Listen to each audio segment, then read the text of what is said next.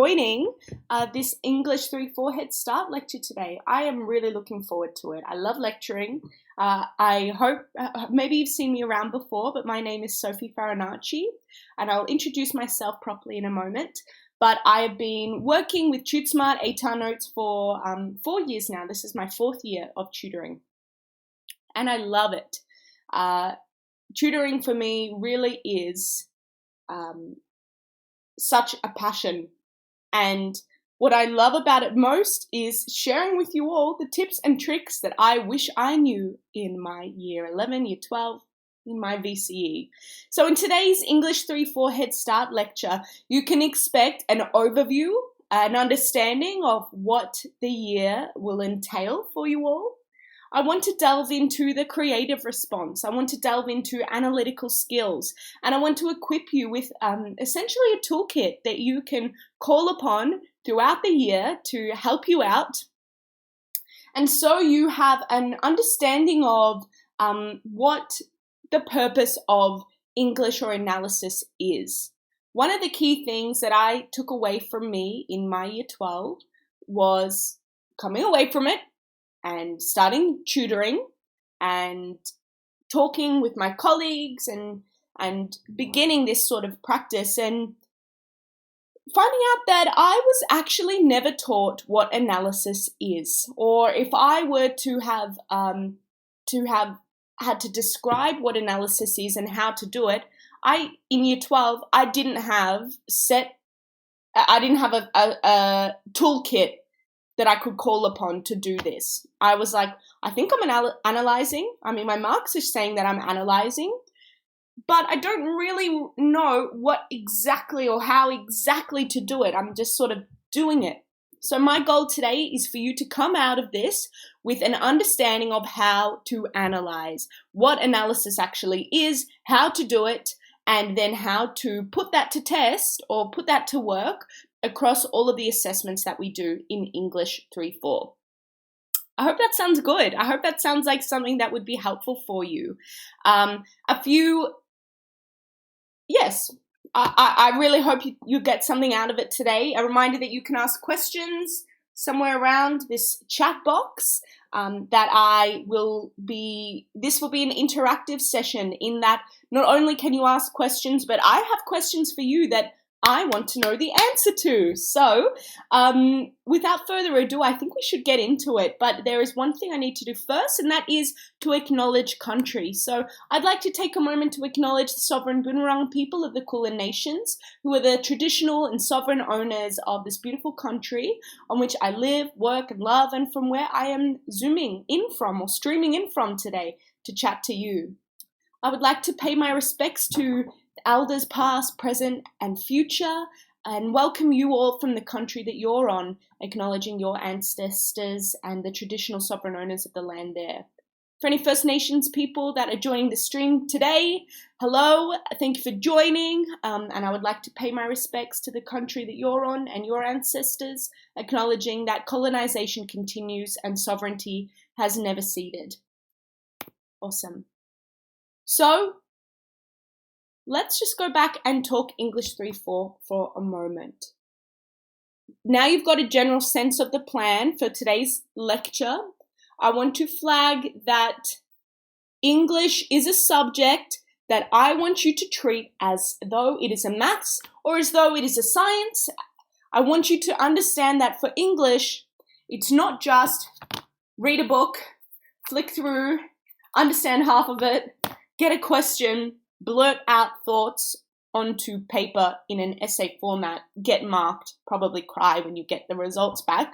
That is not English 3-4. That is not English as much as it feels like that's the case. So whether you're an English lover or whether you're an English hater, I want you to see and understand and clue into this process that English, if we treat it like a maths and a science, in that we are systematic with our study, in that we break it down, in that we understand there are clear objectives, not necessarily that there are clear answers, but there are clear ways we can come up with our answers.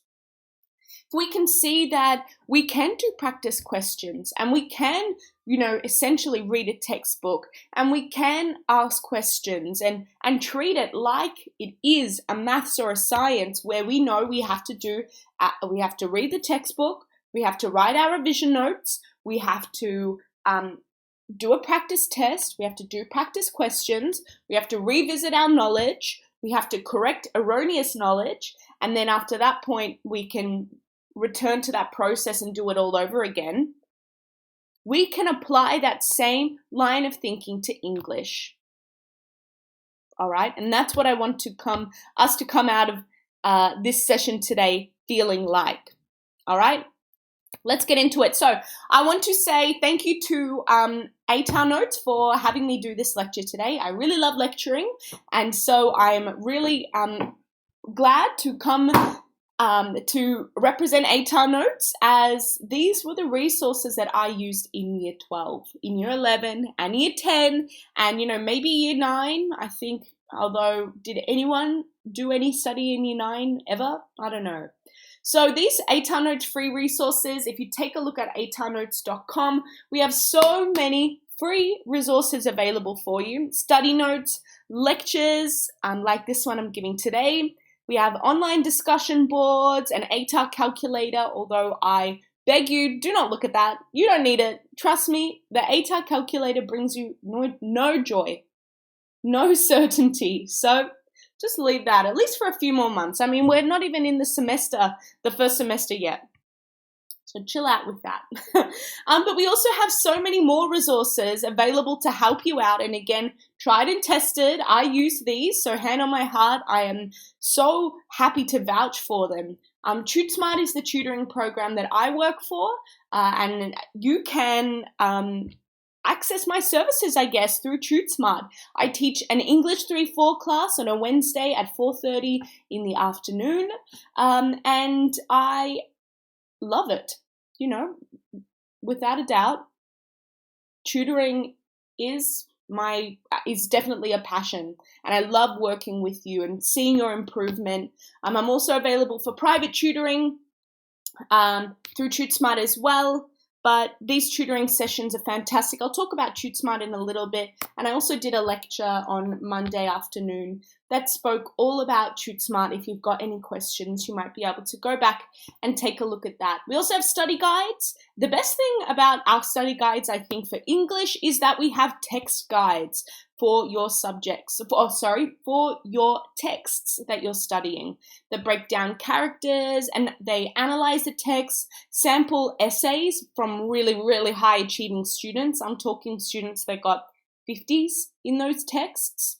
So absolutely check these out. These are the ATAR Notes text guides, which you can also access for free through Ed Unlimited. They are such a great way to elevate your learning and to get to become familiar with your texts. All right.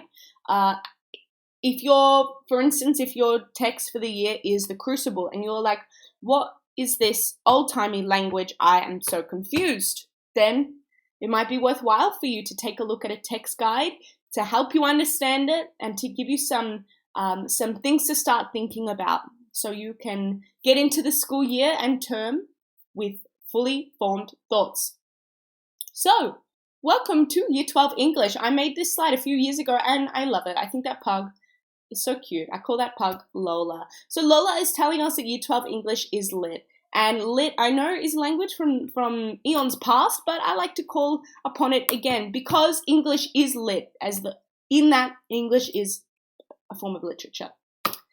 There's my one joke for the day that I will not be repeating in any future lectures, I think. So I want to just remind you all that Year 12 English is a task that we can break down. It's a task that we can pursue systematically. It is a massive feat, a marathon, not a sprint, to be cliche, but it's not just essay after essay after essay. Year 12 English is about developing opinions, looking at something in depth, allowing yourself to pursue an interest about a text. it's not often, and this is why I love Year 12 English in retrospect.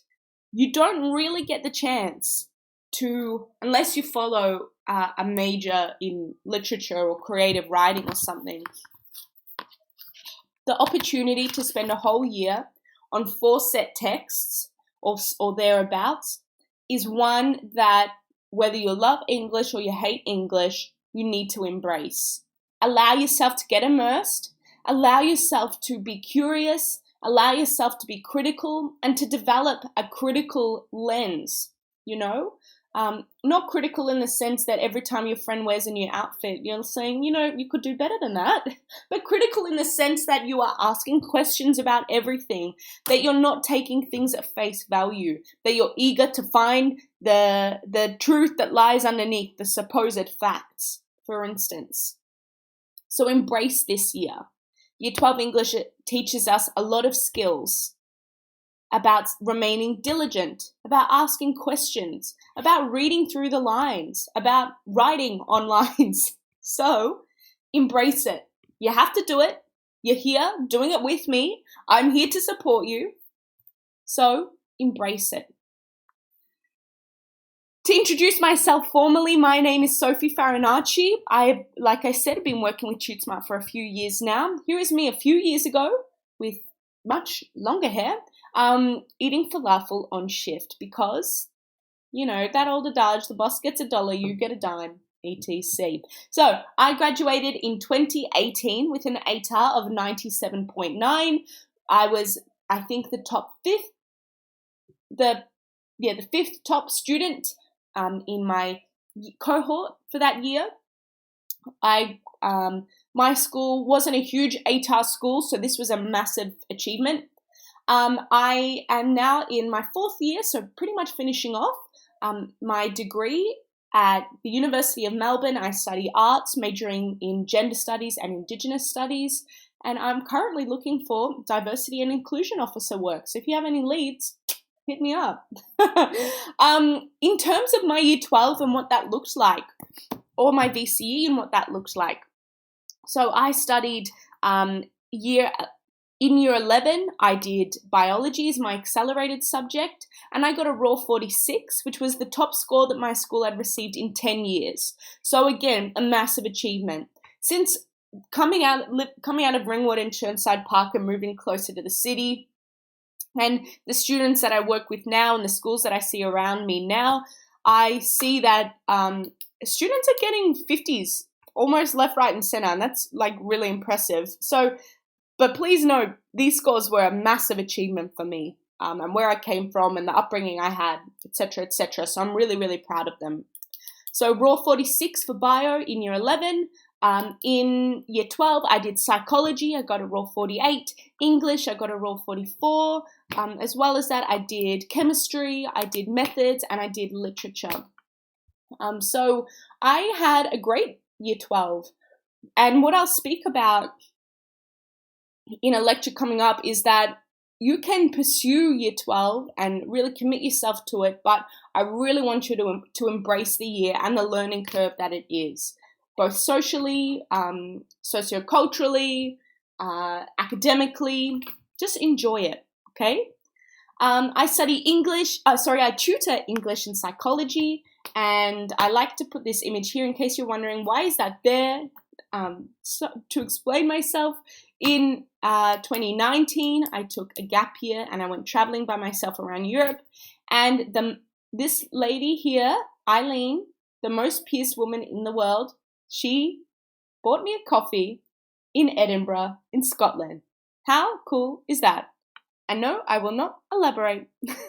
So that's me. I've seen a few questions about SACs. I've seen a few questions about marks in the Slido, which again, you can ask me questions and I will get to them. There is dedicated question time. So as much as this will be me talking to you, it will also be a conversation between us. So just bear that in mind. Stick around for that because the question answering will be frequent. But in terms of SACs, I think for English, I got the second top score and all throughout the year, I was averaging between 98. I think I averaged 98 for English. And I'll talk about this later, but SAC marks themselves aren't the be-all and end-all, all right? You can really improve, and I'll get to talking about this, but I just want to preface that the point of Year 12, the point of VCE, is not what scores you're getting. It's about improvement, and it's the ATAR in Vic, where I'm from, it's a ranking system. So just don't become despondent. Say what's more sort of important or indicative of what you could get is the ranking, okay? Whether you're middle band, upper band, or lower band. That's more indicative of, or more of an indication than SAC mark, okay? And we'll talk about why. But I want to start today with a check-in. So I need to consult my phone for a minute. I need to play or make this poll live.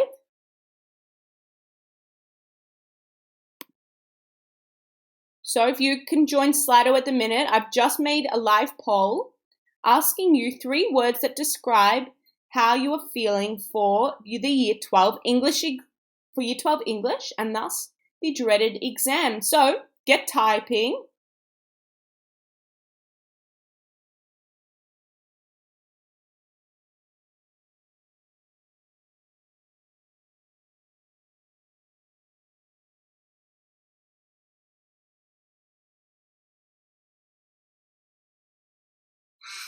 Worried, excited.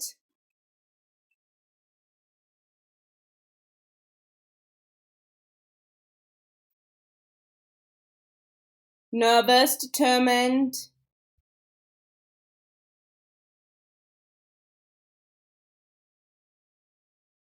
Scared.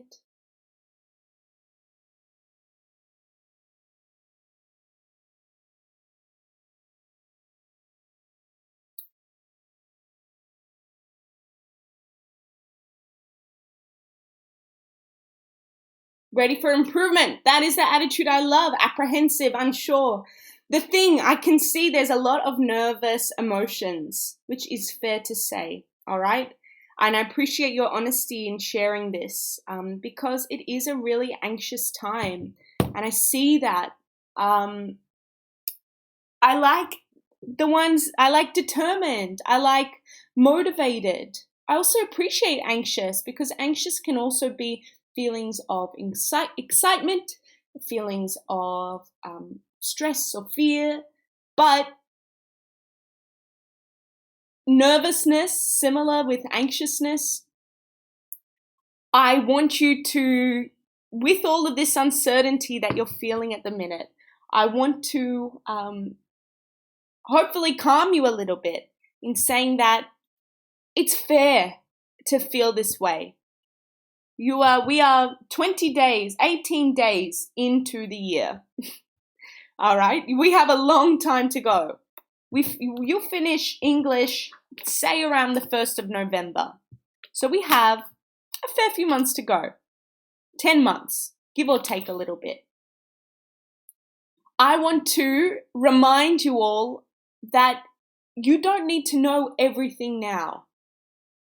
Year 12 is a learning process. Year 12 English is a process of learning. You are still learners. Bear that in mind. Throughout this year, you are learning.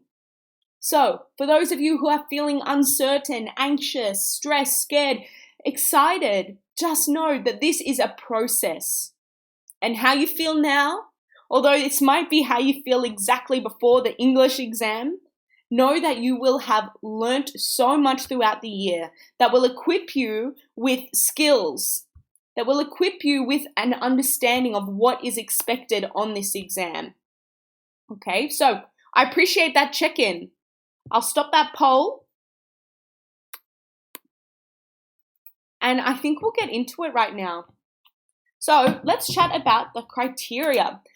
What's the deal with Year 12? Year 12, and hopefully this will alleviate some of that uncertainty that you're feeling at the minute, but Year 12 involves, broken into 3 I've forgotten the word that VCAR use it, 3 units in a sense. We have Unit 3, Unit 4, and the exam, which comprise a fair portion of our grade. So we know with English that the exam is worth 50% of our grade.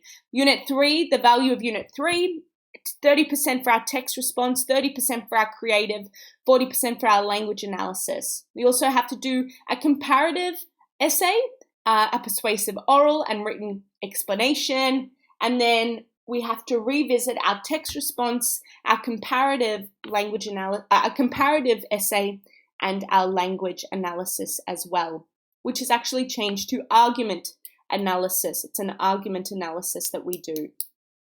Okay, so these skills that we learn throughout the year, our text response, the analytical skills we learn here, help us with our language analysis or our argument analysis.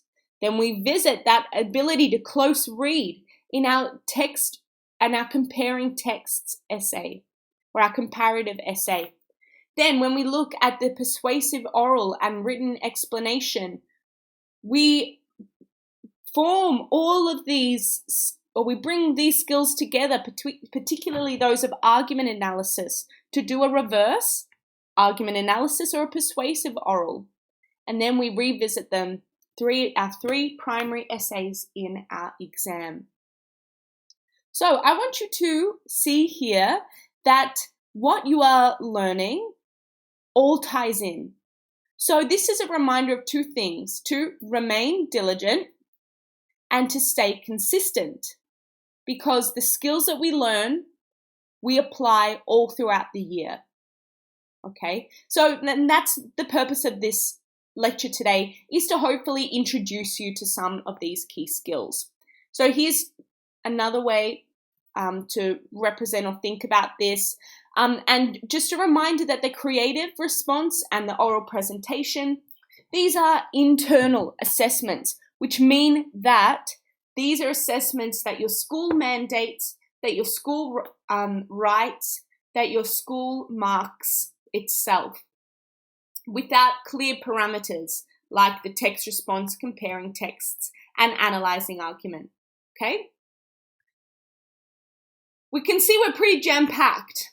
In 10 months or so, we are completing all of this, which requires that we plan ahead and that we revise. Okay? We'll tackle the creative response today, and I think an intro to both of these tasks in Unit 3. I want to let you know that these slides are pretty chock-a-block, so don't fear if you're overwhelmed by how much we go through. Know that I've used these slides as a tool for you to return to, rather than for us to talk about every little thing today. So our 3 main essay types are text response, comparative, and our argument analysis essay. Our text response, which is based on one of the texts that we study, is exclusively about the text. So this is where we get a prompt and we are responding to the prompt about the text, and we are asking ourselves, or we are answering the question, to what extent do we agree? Is this prompt true about this text? Okay, and we'll go into this in depth. But we need to develop our own interpretation and contention. Contention is something we will continue to return to throughout the year. Contention being a central line of argument. So I contend that I am the greatest tutor in all of the lands. That is my central line of argument. Not that I really contend that, because I love my colleagues and, to all my tutors doing the work, I see you. But that is what a contention is, a central line of argument. Then we return to, then we use these skills and build on these skills where we analyze one text, and I did Frankenstein here, and we compare 2 texts. Now these 2 texts will be similar in some ways, different in some ways, but we know that they will complement each other, because VCAR are rough sometimes, but they're not so rough to give us, I'm trying to think of 2 texts, The Dressmaker and The Simpsons. They wouldn't do that, for instance. So the texts complement each other, and our job is to draw out their complementary nature. Hopefully you're familiar with these essay types as I talk. Hopefully, coming from perhaps Year 11 English, you can see that, these are some skills that you've learned before. I remember doing a comparative in Year 10, right? These are familiar essays for me. So our goal is to analyze in what ways are they similar and different, but how do they represent the idea of the prompt? What do these texts have to say about the prompt? And what is similar and what is different about that interpretation or about their presentation of these ideas? Okay? And our final essay type, argument analysis, is where we get we get an article about a contentious issue, so an issue that someone has an opinion about, like a newspaper article, and we are asking ourselves, what is the author arguing? Or how is the author persuading the reader?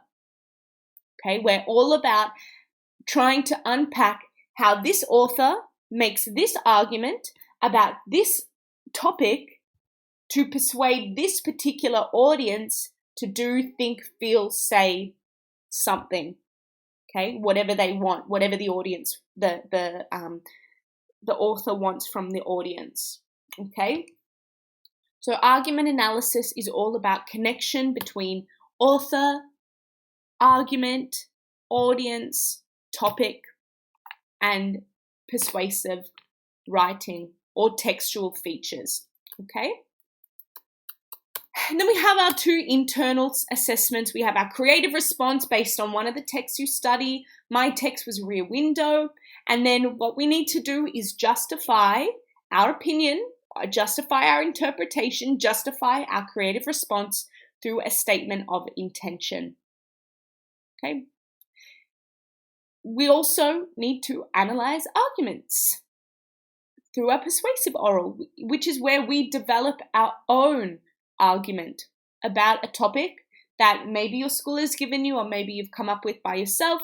But in this persuasive oral, you are essentially writing that article that you would otherwise analyze. And you actually do need to analyze it. You have to analyze your own response in a written explanation or a statement of intention as well, which is all about justification. Okay, I hope you're still with me. We'll break it down. This is just a summary of what you can expect this year. So, let's break down some key criteria for each of them, just as an intro. And we will get into things in more depth in just a moment. So, thinking about our text responses, we are marked on our knowledge and understanding of the text. How well can we understand what is happening in the text? This is really just, have you read it? Do you know what's going on? Do you understand what's going on? Do you understand that when the author talks about the blue sky, they're not just talking about the sky, but they're talking about a sense of optimism in a time of uncertainty? I don't know. Then we're also marked on our exploration of the text's ideas and issues that is backed up by our knowledge and understanding of the text. So, do we understand what's happening? Yes. Do we also understand their ideas and issues? This criteria here, or this key barometer of success, I guess, across the text response and also the comparative and also the language analysis, is one that I really want you to pay attention to this year. The idea of ideas and issues and views and values. So views and values, or ideas and issues, what is the author saying about the world around them? What do they have to say about the world around them? That's what I need you to draw out, okay? What is the author saying about the world around them? Do we understand the concerns, dilemmas, what generally they're saying in the text? But I really need you to engage with their views about the world and what they are valuing. So what are they saying about the world around them? And what do they want the audience to think, feel, say, or do? What are they endorsing? What are they critiquing? Pretty much to think about views and values or to try and identify them, I like to break it down by asking myself, okay, if this author was to write a dummy's guide to being a good human or being a bad human, what would the author have to say? Would they say that it is courage, and courage that you use to stick up for the people around you that gets you through? Would they say that fear needs to be addressed or else it rules you? Would they say that it is love that unites communities at the end of the day? What are their views about the world and what do they value? What are they saying is good or bad about the human condition or the very fact of being human? What do they want you to think, feel, say, do? What are they endorsing? What are they critiquing about the world around them and about the people that are in that world? Okay? This is the most important criteria. This is the most important thing that you can emphasize and discuss in your essays. Ultimately, this is what the authors are looking for. The examiners are looking for.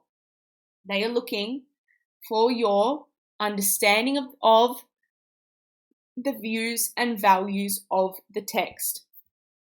So, I really need you to emphasize it.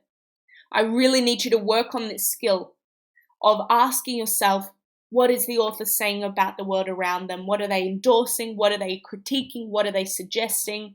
What do they want an audience to think, feel, say, do, believe? Okay? We'll get to this in depth, so don't freak out. I spent a lot of time there because it is so important. We also need to develop a coherent analysis, which is just to say that we are actually responding to the prompt at hand, that we are developing an analysis, which goes without saying, okay? And our control and effectiveness of language. Your language will improve throughout the year. I have no concerns right now if you are the greatest writer or the worst writer in the world, which would be unlucky for you, but you always can improve. This is a pursuit. This is something we really work on and develop, your language use. Okay? So we can see that the criteria overlaps for comparing texts. We need to know and understand both texts. We need to explore, know, understand, and compare both views and values or both authors' views and values. We need to be able to make complex comparisons across the two texts. And again, we need to use controlled and effective language. We need to be essentially comparing in our language as well. Strong vocab and meta-language. Now, one key difference between the essays that we write in text response and comparative. In our text response essay, when we answer the prompt, we are asking the question, or we are answering the question, to what extent do I agree? Or to what extent is this true? Do you agree or disagree? Whereas with our comparing text essay, we're not writing our essay in order to prove that we agree or disagree with something. The point of the comparing text essay is to respond to the prompt by answering, in what ways is this idea shown? Okay? In what ways is this idea shown? That's what we're trying to express here. So, analyzing argument, we need to use our analytical skills or our ability to read a text and break it down to identify the argument, to identify the point of view, and to identify the arguments in plural. So in analyzing argument, we have a few things going on. We have firstly, the main idea or the main argument. So what is the author saying? What do they want? Say they want drones to be banned. That would be their primary argument. They want drones to be banned because X, Y, Z. What we need to do is not only work out what it is that they want or what their main argument is. Drones should be banned, but we need to work out what the XYZ is. So what are their arguments about why drones should be banned? So not only do we have a broad contention, we have sub-arguments that we need to be able to identify. We need to ban drones because of this reason. They pose a risk for this reason. And the community needs to step up and protect against drones for this reason. Our analytical skills again come to the test or the foray when we analyze language and visual features, something new for us. Okay, we need to look and think about the specific or particular ways the author is making these arguments through an analysis of language and visual features, and always coming back to essentially the views and values once again, or the author's ultimate contention. Okay, I'd like to use that word ultimate to describe how we need to address our essays, or the link we need to always be making. Not only are we looking really small and minutely at the image and at the sentences and at the punctuation, but we're looking a little bit bigger in terms of broad argument, and we're looking even bigger than that in terms of purpose. What does the author ultimately want to happen here? And again, our language with controlled and effective language use. All right, let's get into some analytical skills. So how to English is what I like to call this segment. I feel like I need some music that goes da da da da da da. All right, let's English. So, I love Word Up. I want to begin with a really quick note on planning. This is fast. This is for us to get used to some skills, to understand some skills and some ways to think about English. So we need to make sure we are planning. Planning makes a world of difference. Practice plans are a great way to study English. Writing a plan before you write an essay is fundamental to developing a clear contention and a really clear line of argument. So here is a sample plan for you just to use. Again, this is a slide that I've got there for you to use and utilize as you please and as you need. And I need you to always have a contention. Always have a contention written at the top of your page. If you are writing a body paragraph, if you are writing a whole essay, if you are writing a plan, if you are analyzing a prompt, I need you to develop a contention that answers what is the author arguing, why are they arguing it, what are their views and values, so what do they have to say about the world around them, and you are coming back to that idea of ultimate purpose, ultimate contention, ultimate view and value. So let's chat about meta-language. Meta-language is not technique identification, but they are verbs that describe what the author is doing. These are great. They are adverbs that describe tone. They are adjectives to describe the language being used. And they are nouns that describe the words being used. So meta-language is a category in your vocab that we want to be developing throughout the year. But any time, and I'll preface this with our vocab and with our writing, we need our language to be the best or the most effective word for this sentence or for this particular point. I don't care if you only use words that have 4 letters, so long as the meaning is clear, so long as this is the most effective word to be used in this scenario. Okay? That will become clearer as we go along, but don't just chuck in sarcastically when you mean emphatically or vice versa. I want the best word for the scenario or for the idea or topic at hand. Let's talk about evidence versus analysis. So Mario versus Luigi in the ring. Are Mario and Luigi ever separated? No. Aside from, I think Luigi has a game. But I'm a bit out of the Mario Kart world at the minute. Because my cousin, who's younger than me, is beating me and It's a lot for my ego to take. So Mario and Luigi are never separated. Evidence and analysis are never separated.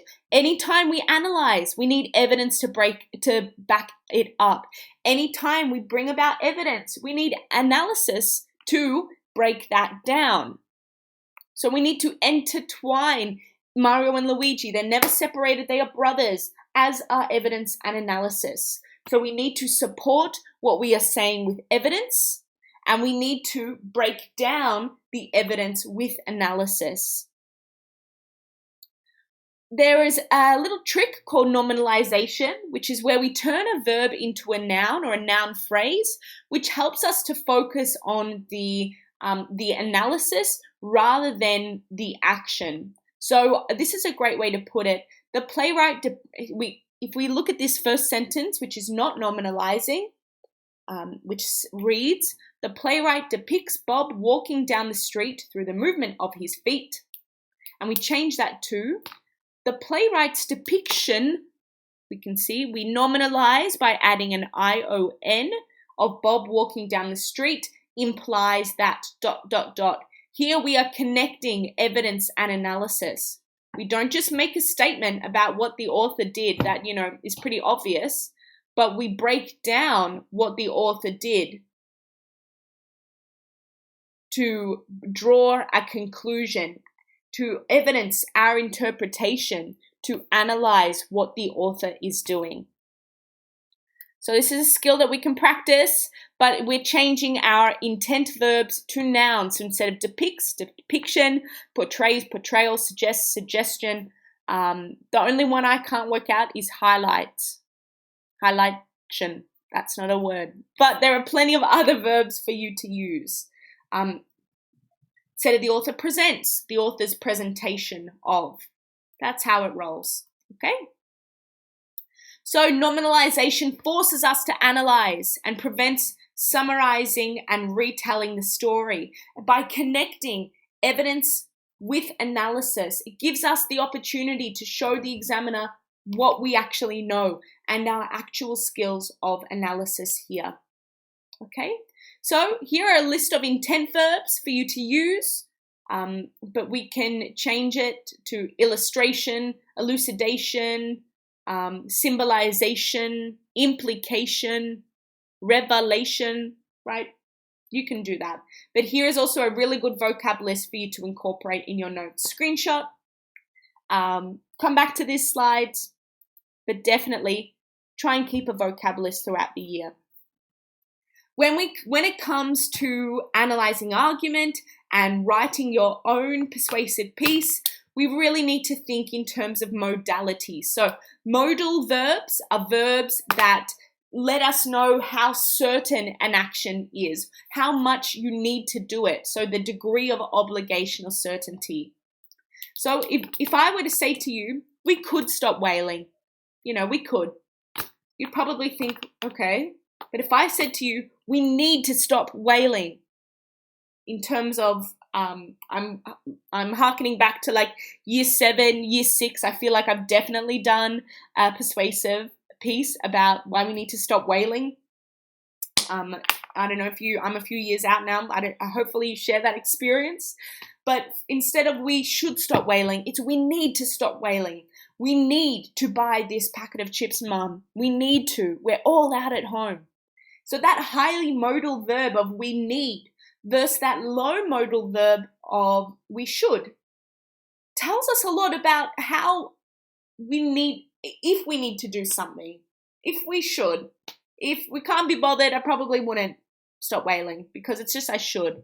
But we need tells me we absolutely have to do this. That there is a high degree of certainty, obligation, importance here. Okay? So, this is the process of analysis. When I talk about analyzing, this is what I'm looking for. This 3-step process. This breaks it down. Of course, we can get more complex, but this is about as simple as it gets, as clear as it gets, and as effective as it gets. So when our teacher asks us to analyze, when our teacher says you need to do more analysis, you need to draw out this process more with a particular emphasis on the how and the why. So, what language is the author using? Okay, that's simple.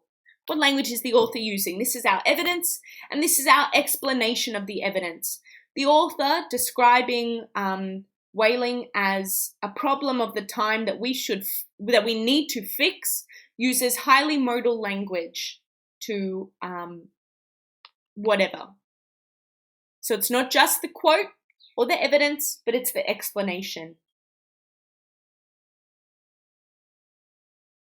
And then I actually like to flip it.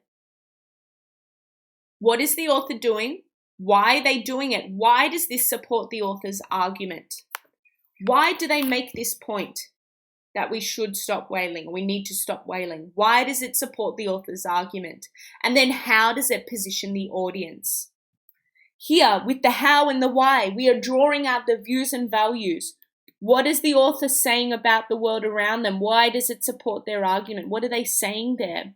And how does it position the audience? Or how does it leave the audience thinking about what they should do with themselves? Whether it's love, whether it's hate that makes the world go round, okay? So let's break that down a little bit further. The what stage, what is the author doing? Is again that the evidence and the explanation. For instance, to bring about Chris Brown, who I don't know if is relevant for you all, but the author makes use of overtly negative language such as terrible human being to establish Chris Brown in an unfavorable light by describing his actions as brawling, blah, blah, blah. Okay? So that's the what. Then I like to go to the why. As such, or in this way, the author creates a comprehensively negative image of Brown to further the idea that he should not be allowed into Australia. So why does the author write this quote? Or why does the author make this statement? Why does the author do it? And then how does it position the audience? What is the intended effect? What is the connection to the views and the values? Thus, the author invites readers to consider how their support of Brown might endorse his harmful behaviour. So what, how, why? What is the author doing? Why are they doing it? And how does it position the audience? And we can see that for one sentence or one little bit quote from the text, we can break down into minimum 3 sentences. Okay? Now, I've shown you here an example of analyzing argument in what am I trying to say? I've shown you an example of analyzing argument in of the what, how, why in terms of analyzing argument, but we can easily apply it to our text response and our comparative. And in fact, that's actually what I want you to do. So I need to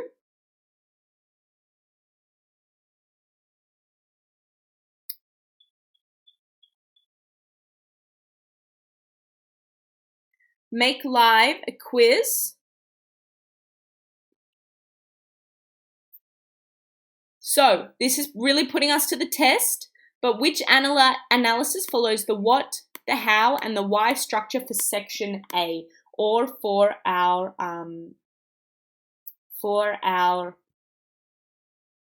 text response? So have a go. What, how, why structure. So we're looking for a quote or evidence discussion. We're looking for how does that relate, what is the author doing, why are they doing it, and how does it position the audience? So is it the first one? It is in the nuanced references in Walton's letters that Frankenstein is understood as a cautionary tale, as the allusions to Coleridge's poem align both Walton and Frankenstein to the ambitious and hubristic mariner. Warning against Frankenstein's usurpation of both God and woman in the reproductive process, Mary Shelley motions it to be a perversion of the natural order, suggesting that with egotistic ambitions comes detrimental consequences. Fire is a source of light and heat, just as the monster surmised by observing the de Lacy's family, blah, blah, blah, blah, blah, blah, blah. I'm going to put it out there. This is not it, because this is all just this is all just explanation of a quote. Okay. Thus, Shelley cautions against narcissistic motivations for the acquirement of knowledge and explores the consequences of the usurpation of God on both the creation and the natural order. This is a great views and values sentence, but it's not a what, how, why structure. So good, no one has said that yet.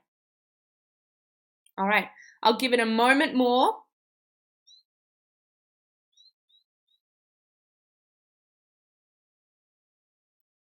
But I think you've got it, so I'll press show correct answer.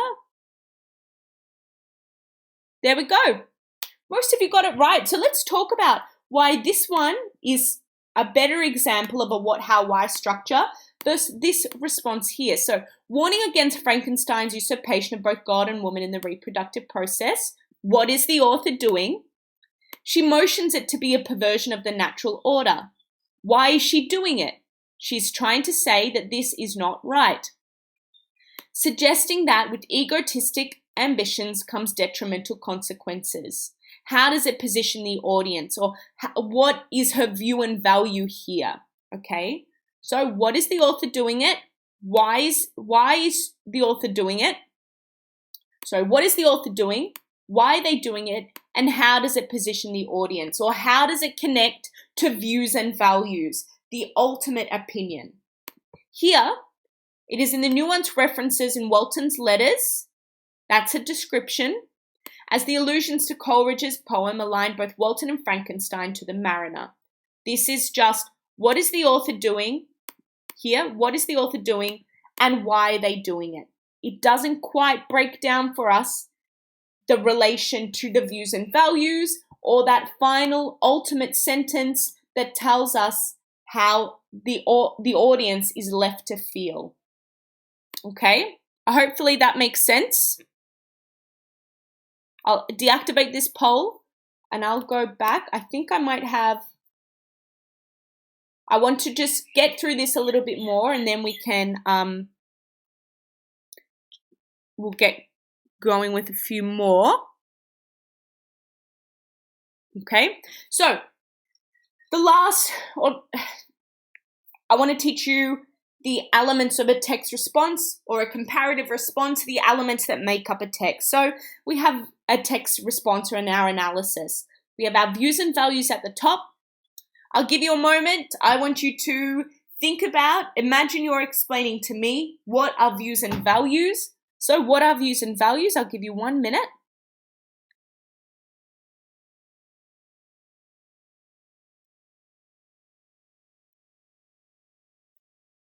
What are views and values? Views and values are what the author is saying about the world around them, what they are endorsing, what they are critiquing. Now we have our views and values, which are the ultimate comments about the world around them. Then we have our themes. Themes are the broad ideas. Our characters show us the themes, show us the outcome of the themes, and therefore the views and values. And our structural features are the specific and distinct evidence. They're the structure, it's the characterization, it's the language techniques, for instance, here. Okay, so to think about this, our views and values are the ultimate, they're the pillar, the primary or the apex of our text response, the element that we are drawing out. We are using our analysis of structural features to discuss characters which give us an indication of themes or respond to themes which give us an answer about views and values. So they all connect, which means that in every paragraph, every time you analyze, you need to be considering and breaking down all 4 elements of the text response pyramid. Okay, here is a slide about structural features. I won't go through, but you've got that there. And I want to just connect for you authorial intent with that idea of views and values. Because we can see that here, that authorial intent, what the author is ultimately trying to say about the world around them, what they are trying to convey, what they are endorsing, condoning, idolizing, critiquing. this really is just an example of a view and a value, okay? So you've got this slide here to break down. All right. So this is just a reminder, and again, these slides are full, so you have resources to go back to, so definitely download these slides. But characters are structural features in a sense, okay? So we need to break them down as such, asking questions, being critical about what purpose do they serve. All right? That just breaks down that idea of characters as constructs. I think now I want to go to another quiz for us, or not a quiz, but something to check our knowledge. I'm just trying to find which one it is.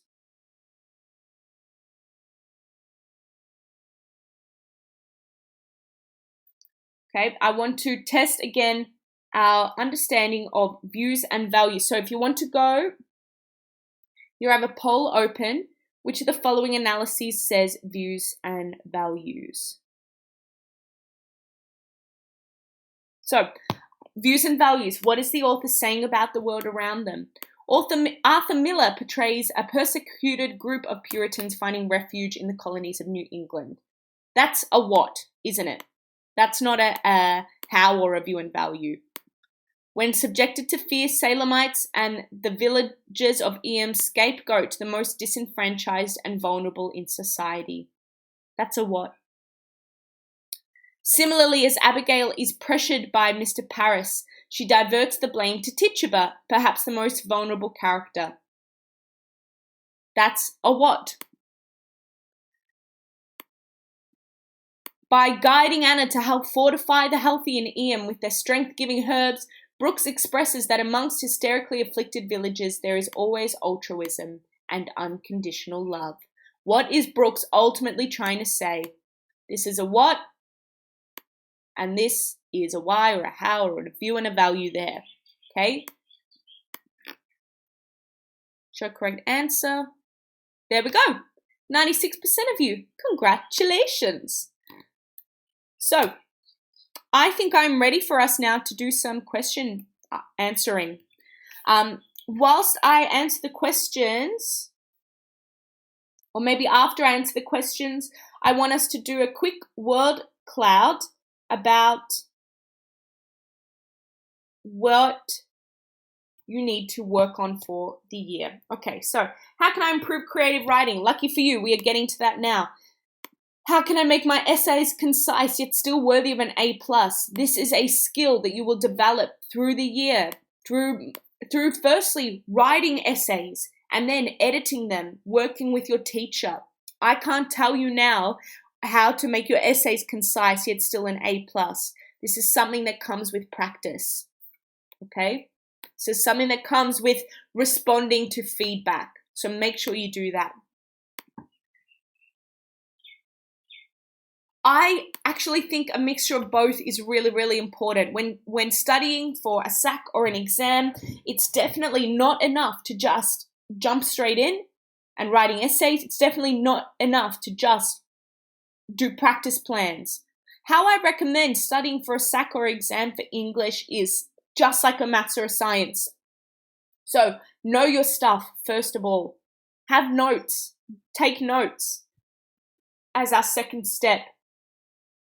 Begin by writing some practice plans. Then take some of those plans and write them into essays.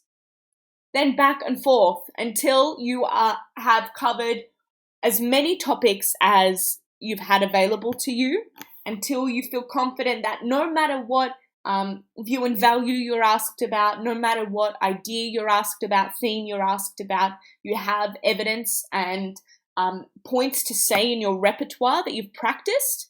And so that's why practice planning is really important, because it helps you get through and it helps you to think about in depth a lot of ideas in a shorter time than it takes to write an essay about them.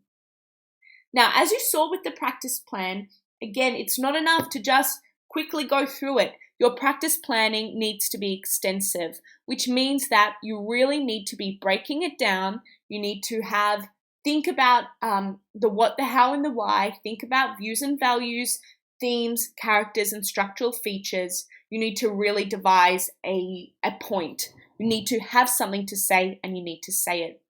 And as well as that, you need to write essays. You need to do practice essays, because ultimately that's how you are expressing your knowledge at the end of the day.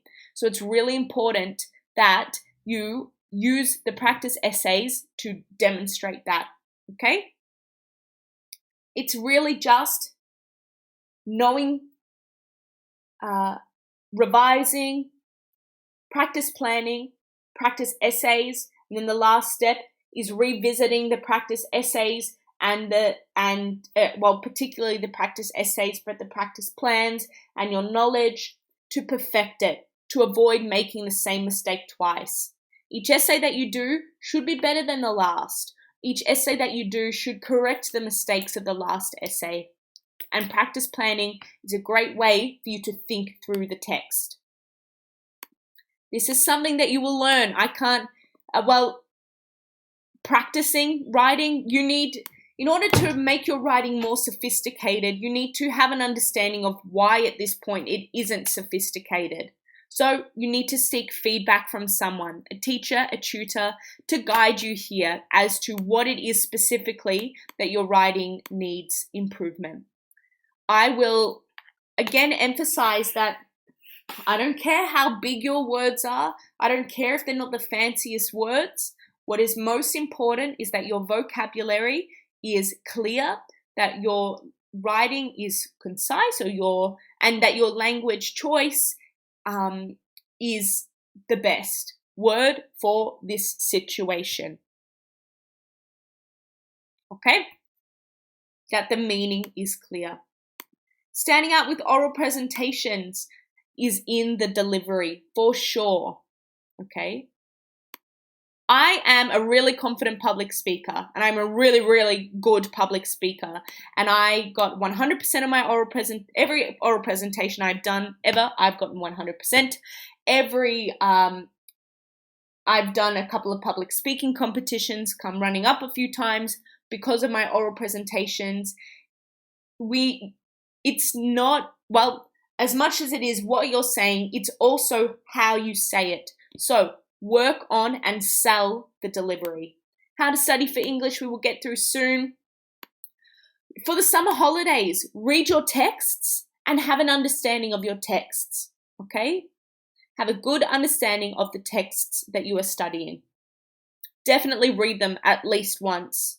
And I think depending on what your school has asked of you over the summer holidays, it might be worthwhile to start to think about either the creative or either the oral presentation, depending on where you're at and what you'll tackle in the new year or in the new semester.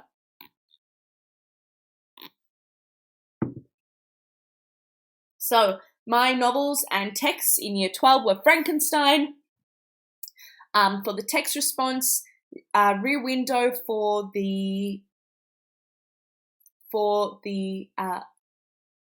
creative,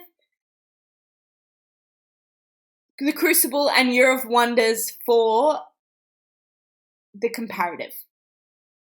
I would recommend the ATAR Notes text guides as a great way to not only have available for you an analysis of the text, but as well as that have examples of really premium essays and super high scoring essays.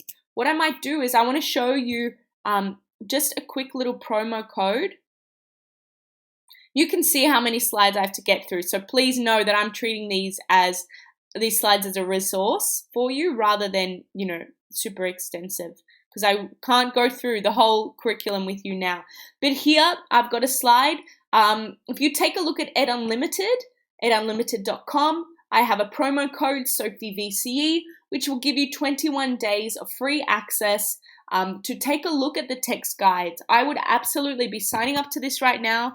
I would be taking a look at the text guides and I would be reading about my text. I would be reading those really super high scoring essays that are at the back of the text guides, because they are a great example of what good writing looks like, of what great essays look like. The best of the state, truly. So take a look at Ed Unlimited, use this promo code, and you will get 21 days free access to access any ATAR Notes, any neat resources there. Okay, so definitely use that and check that out. But that's what I would recommend because that's what I used. Preparing for an English exam. Well, I spoke about the process of study, so I hope that's helpful. I've got a list later on, I might be able to show you now, of some ways to study for English that don't involve writing essays, which I really appreciate. But you can use this to help you out with some tasks you can do that don't involve writing essays. Like I said, I appreciate that. And as well as that, follow that sort of 5-step process of study. I will talk about actually studying for the English exam later in the year, actually studying for SACs in more detail later in the year. This session today is all about understanding what is expected of us. Okay? All right. How to improve vocab. What can we do within our writing to stand out? Firstly, do it well. The best essays, the essays that are getting 9 and 10 out of 10 are actually doing the task. They are actually writing a text response essay, actually analyzing argument. They are actually writing a comparative essay. There's nothing that mythical about what these essays are doing. Nothing that mythical. What they are doing and doing well is doing the task. So firstly, in order to stand out, actually do the task. Actually respond to the prompt. Actually analyze. So that's the first thing. This step 1 to standing out is do it and do it well. On that note, we might get going because we have a lot to go through, and we will start to think about the creative response. I'm just going to take a moment to have some water, to have a sip of my tea, and then we can get into it and get into things.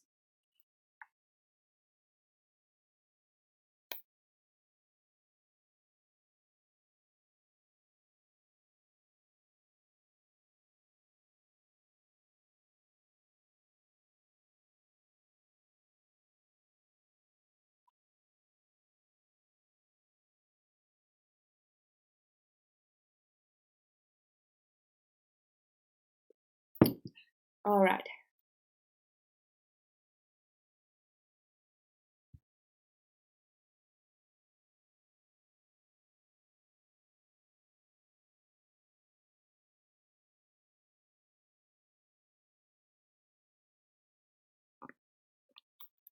Let's get into it. The creative.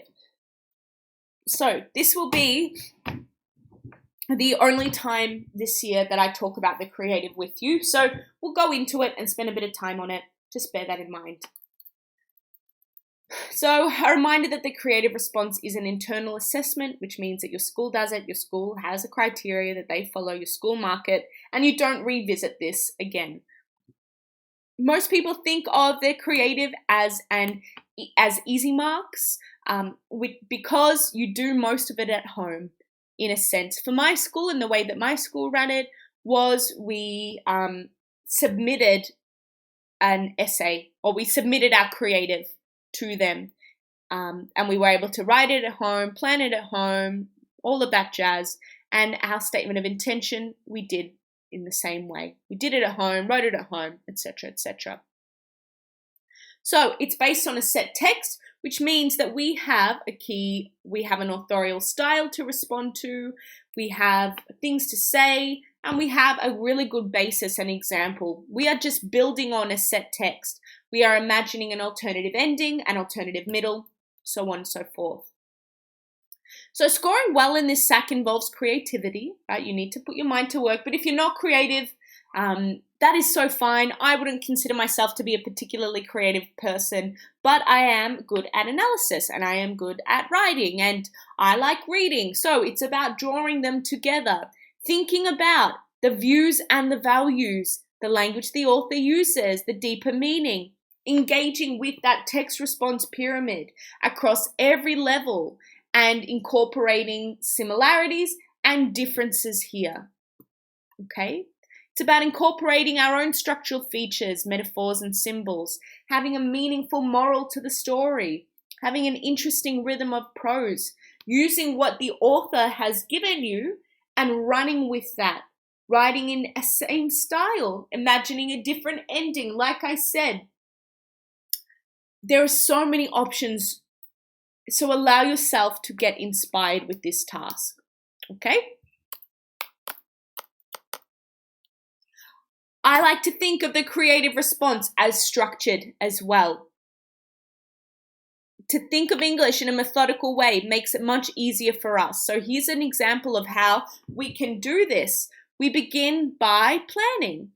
We are breaking down who, what, when, why, how. What do we want to take?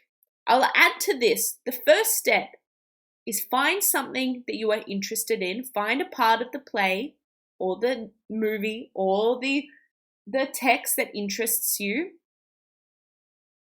Break down that scene. Analyze that scene. What, why, how. What is the author doing? Why are they doing it? And how does this connect to the views and values? And then imagine, run with it, begin to plan. Think about intro, conflict resolution, what, who, why, when, how, the basics, right? We've been writing creative since prep. We truly have. So, use these skills because we have these skills here. Year 12 is just us refining what we did when we were 6 years old. So 12 years earlier, come back to those skills. Think about the genre and the style of the narrative. Do you want to keep it the same? Do you want to change it? The context, setting, time, and place. What are you taking from the original text? What are you extending on, adding on, zooming in on?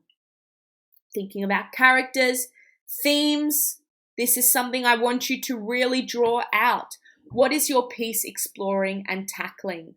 Just as I like you to and I need you to delve into depth for views and values in our comparative and text response, I need you to do the same thing for creative response. Respond to the views and values of the primary text or the text you're responding to. What do you want to think, feel, say, do? What do you want to explore and tackle? All right? Then draft, then develop, then revise, go over it. A cyclical process in these last stages. So we need to engage and respond to all 4 elements of the text response pyramid here. Our views and values, our themes, our characters, our structural devices. So big picture ideas and overarching messages. What is the author saying about the world around them? Key themes, characters, structural devices. What I normally would recommend for our creative is to begin with the structural device. Is to begin with a theme and a character. I would explore a similar theme to them. I would use the same characters as them. I would use similar structural devices to them, and I would explore a different view and value. I would offer a different interpretation on the theme. That's something that you could take a look at. That's what I did. So my text was Alfred Hitchcock's Rear Window, and Rear Window was a deeply misogynistic text, right? It said that it was made in, I think, the 60s, but it was all about how women can't be themselves, women can't have a life without a man. There was literally a lady in the text, a character called Miss Lonely Hearts. So what I did was I took a theme, which was love, connection, and I flipped the view and value to argue that actually women are okay by themselves. And believe it or not, Miss Lonely Hearts Can be Miss Lonely Hearts, but still be happy. Okay? So I took a theme, I used the same character, used similar structural devices, but offered a different interpretation of that theme. So a different view and value. If you're needing a hand to break down views and values, then ask yourself these questions. What is the world of the text? Is it just or is it cruel? How does it end? Who lives? Who dies? Who's there at the end? Whose actions are endorsed? Whose actions are critiqued? What is our view of characters? Do we view them as good or evil, and for what reasons? Are they rewarded or are they punished? To understand what the views and values are, so to understand what the answers to the themes are, we can break down characters and character actions, understanding that everything we see in a text is a construct, so there and purposeful and for a reason. We can use this to help us to understand what the author is ultimately endorsing, critiquing, and suggesting. One of the key things that elevates a creative response is a purposeful moral. What is the author saying? What do they want to explore? You're the author. So what are you wanting to explore, get across? What are your views and values? That is key, all right? So really emphasize that, the moral. What are you saying about the world around you? Coming back or thinking now about writing itself, of course, we need to show, not tell. Instead of just saying the character looked here, we need to draw that out and really describe it. Show, not tell. I won't go into this because, again, that's a school that we've been doing since prep. But I want you to be mindful of the rhythm of your writing as well. One of my biggest some feedback that I had to work on in year 11 and 12 was my lengthy sentences, because if you haven't already guessed, I have a lot to say. So breaking your sentences into shorter sentences, longer sentences is a really important editing task that you need to do to make sure your writing is interesting, to make sure your sentences are purposeful, and that your sentence length helps to sell what you're saying. Okay? Let's talk about the statement of intention now, which is really just an argument analysis of the speech, the creative or the persuasive. It's a reverse argument analysis where you break down and you justify the choices that you have made. So I won't go into too much detail here because, again, you've got these slides. But if you have any questions about it, feel free to pop it in the chat and I can get to. But the statement of intention is really just a justification. So make sure you're breaking down your narrative choices.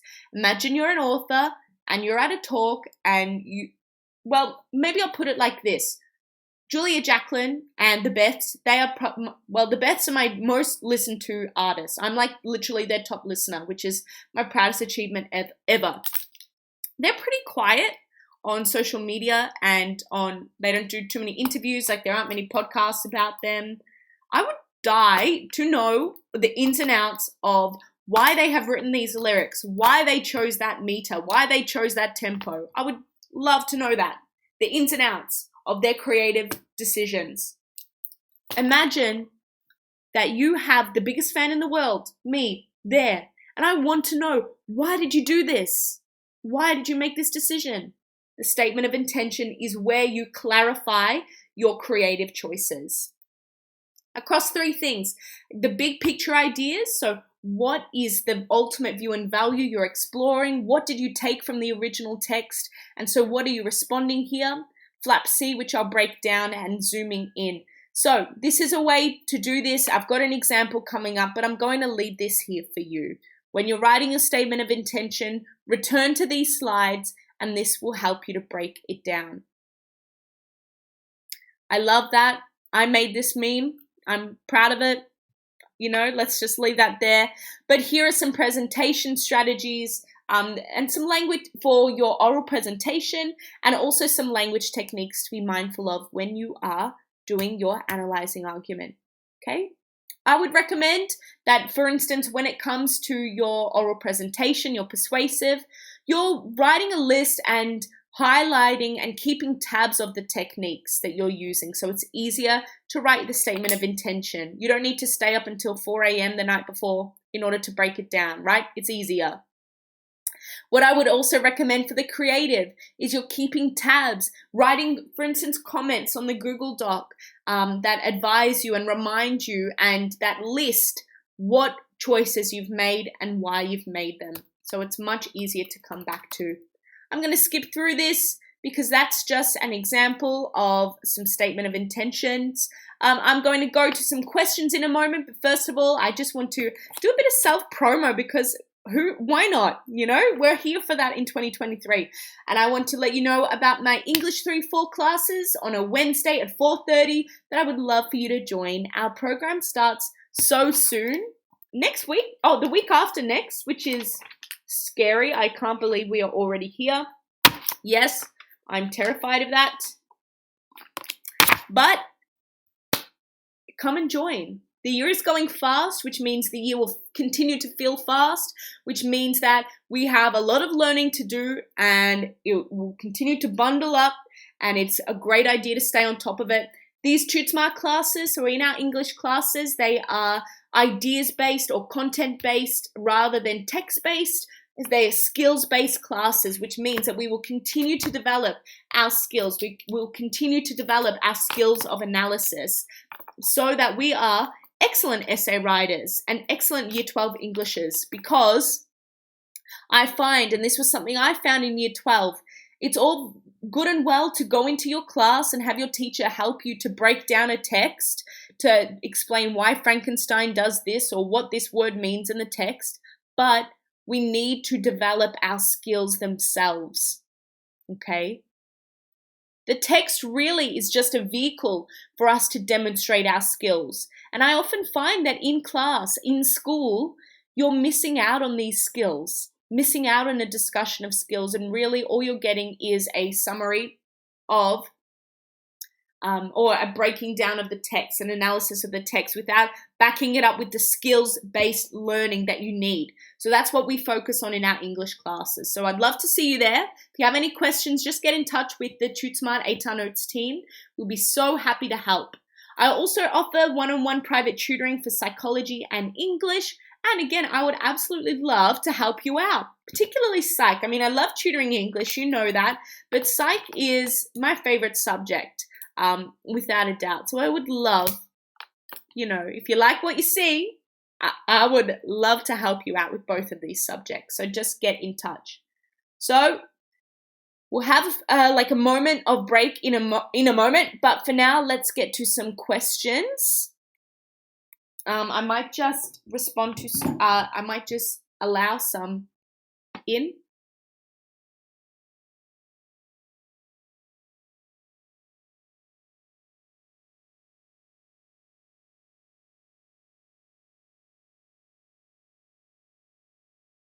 In a moment. And again, I'm going to have some more water.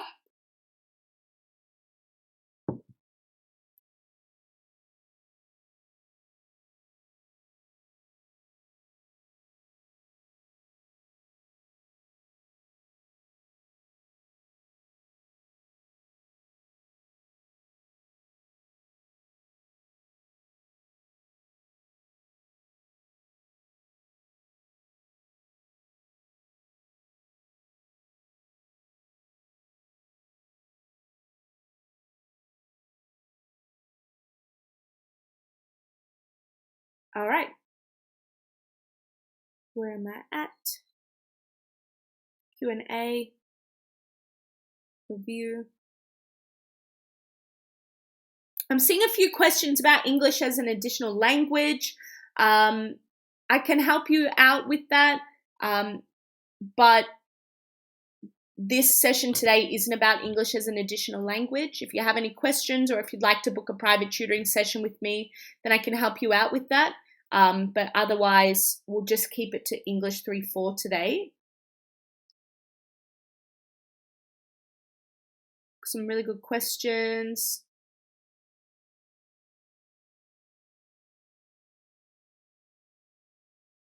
Seeing some questions about how much the tutoring costs. Take a look on the website and get in touch. I don't know off by heart how much it all costs. Seeing some good questions about whether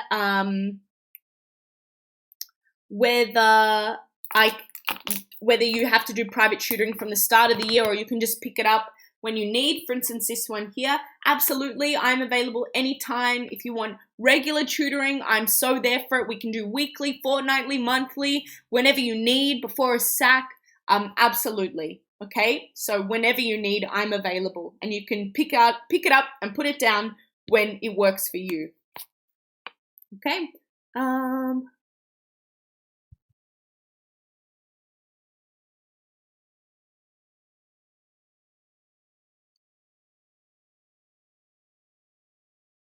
Just seeing a question. I already answered about what to do on the holidays. Maybe I'll go from here. When's the best time to start practice essays for SATs? Pretty much as soon as you get comfortable with the text, then it would be a really good time to start practice essays. As soon as your school or your teacher starts to break down prompts with you, that would be a really great idea. You'll see how fast it moves. Sometimes 8 weeks only, 6 weeks is all you spend on a task.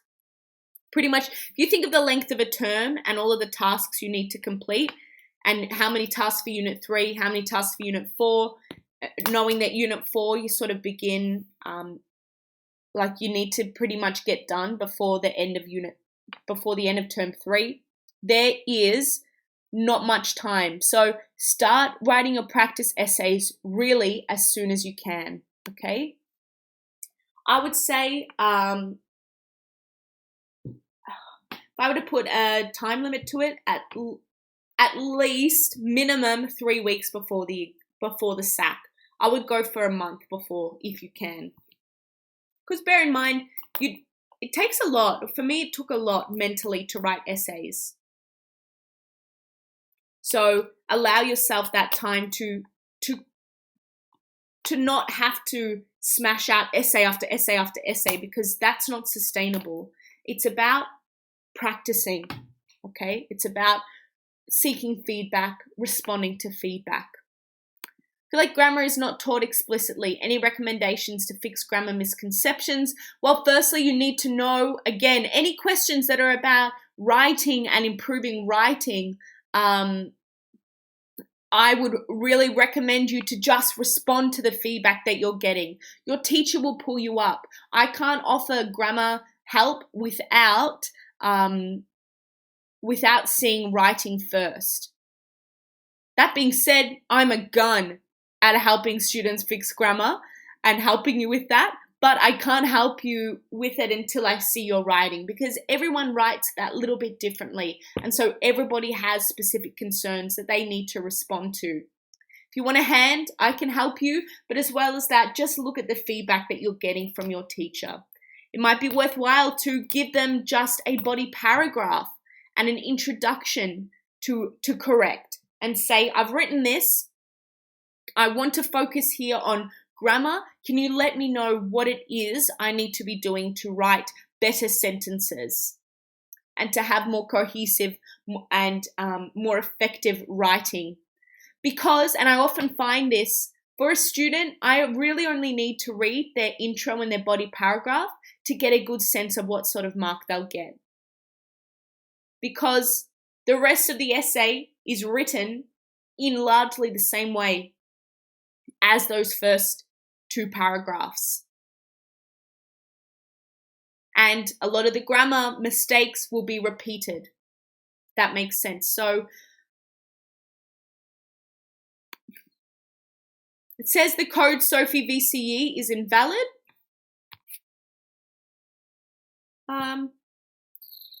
Should be working. That's definitely my code. Let me see.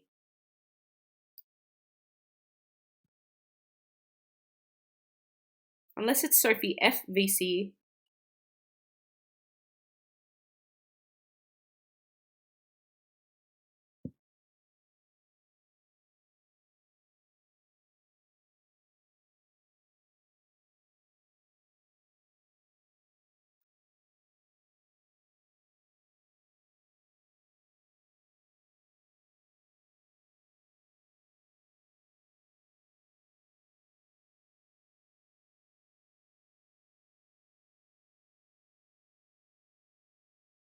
Let me have a hunt. All right. So I think it's time that we talk about text response. How does that sound, everyone? I might just see where we're at. Did I have a tutor for English? I didn't. I came from I had to pay for my own tutoring, and largely I navigated VCE by myself without much support. So I couldn't afford tutoring for English. I had tutoring for maths methods, and I could not have gotten through without it. I really could not have gotten through without it. So I'm a huge advocate for tutoring. And if it's something that you can afford, then absolutely go for it. I think tutoring is so worth it. It's really easy to get lost in the process and to get lost. Think of how many students are in your year level, then amplify that and think of how many students do English in the state. It is massive, one of the biggest subjects. So it's absolutely worthwhile, okay? A reminder that with my tutoring, you can pick it up and put it down whenever you need. I'm here to support you when you need, all right? So I can't recommend tutoring enough, really.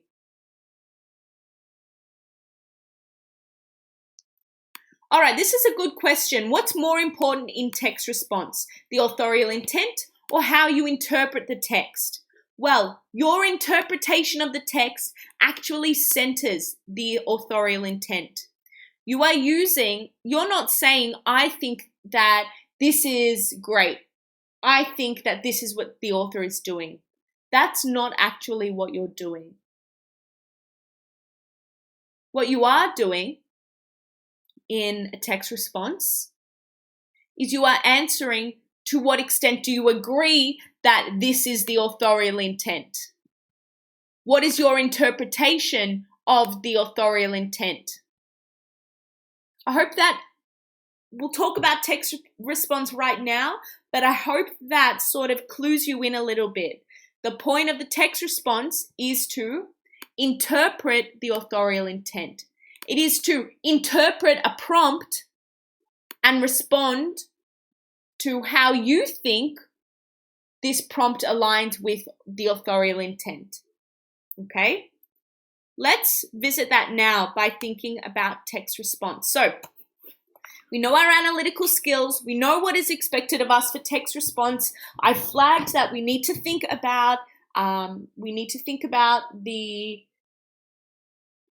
views and values, the characters, the themes, the structural features, that's what we are looking at. So let's break that down.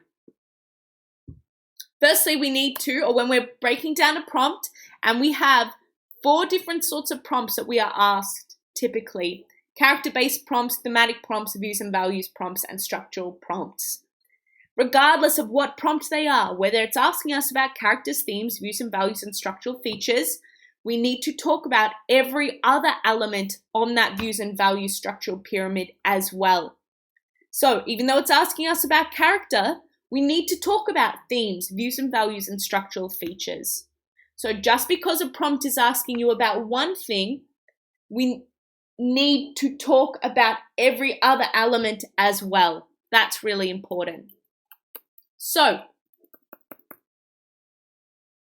that is just an intro for us, a reminder for us. When we get a prompt, we'll see this play out, but we need to annotate it, break it down. What is this asking us? We need to rephrase it. What is this asking us? Or what alternate way can we understand? Or how can we understand this? We need to break down the core and implications, and we need to question it. So, thinking structure. How are we responding to a prompt?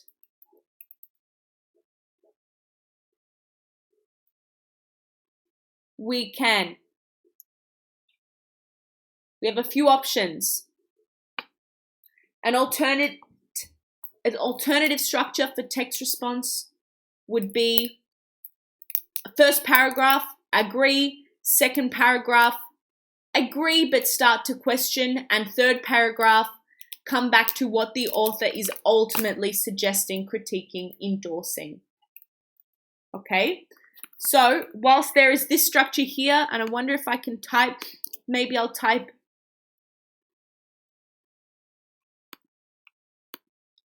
here.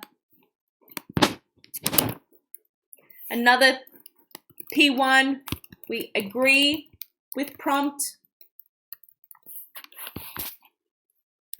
P2, we agree, but in a different way. Offer an alternative interpretation. And paragraph 3, we disagree, paragraph 3 is sort of a disagreeing, but it's saying ultimately this is what the author is really saying, ... Okay, let me make this much smaller, font-wise. And then I'll present from here.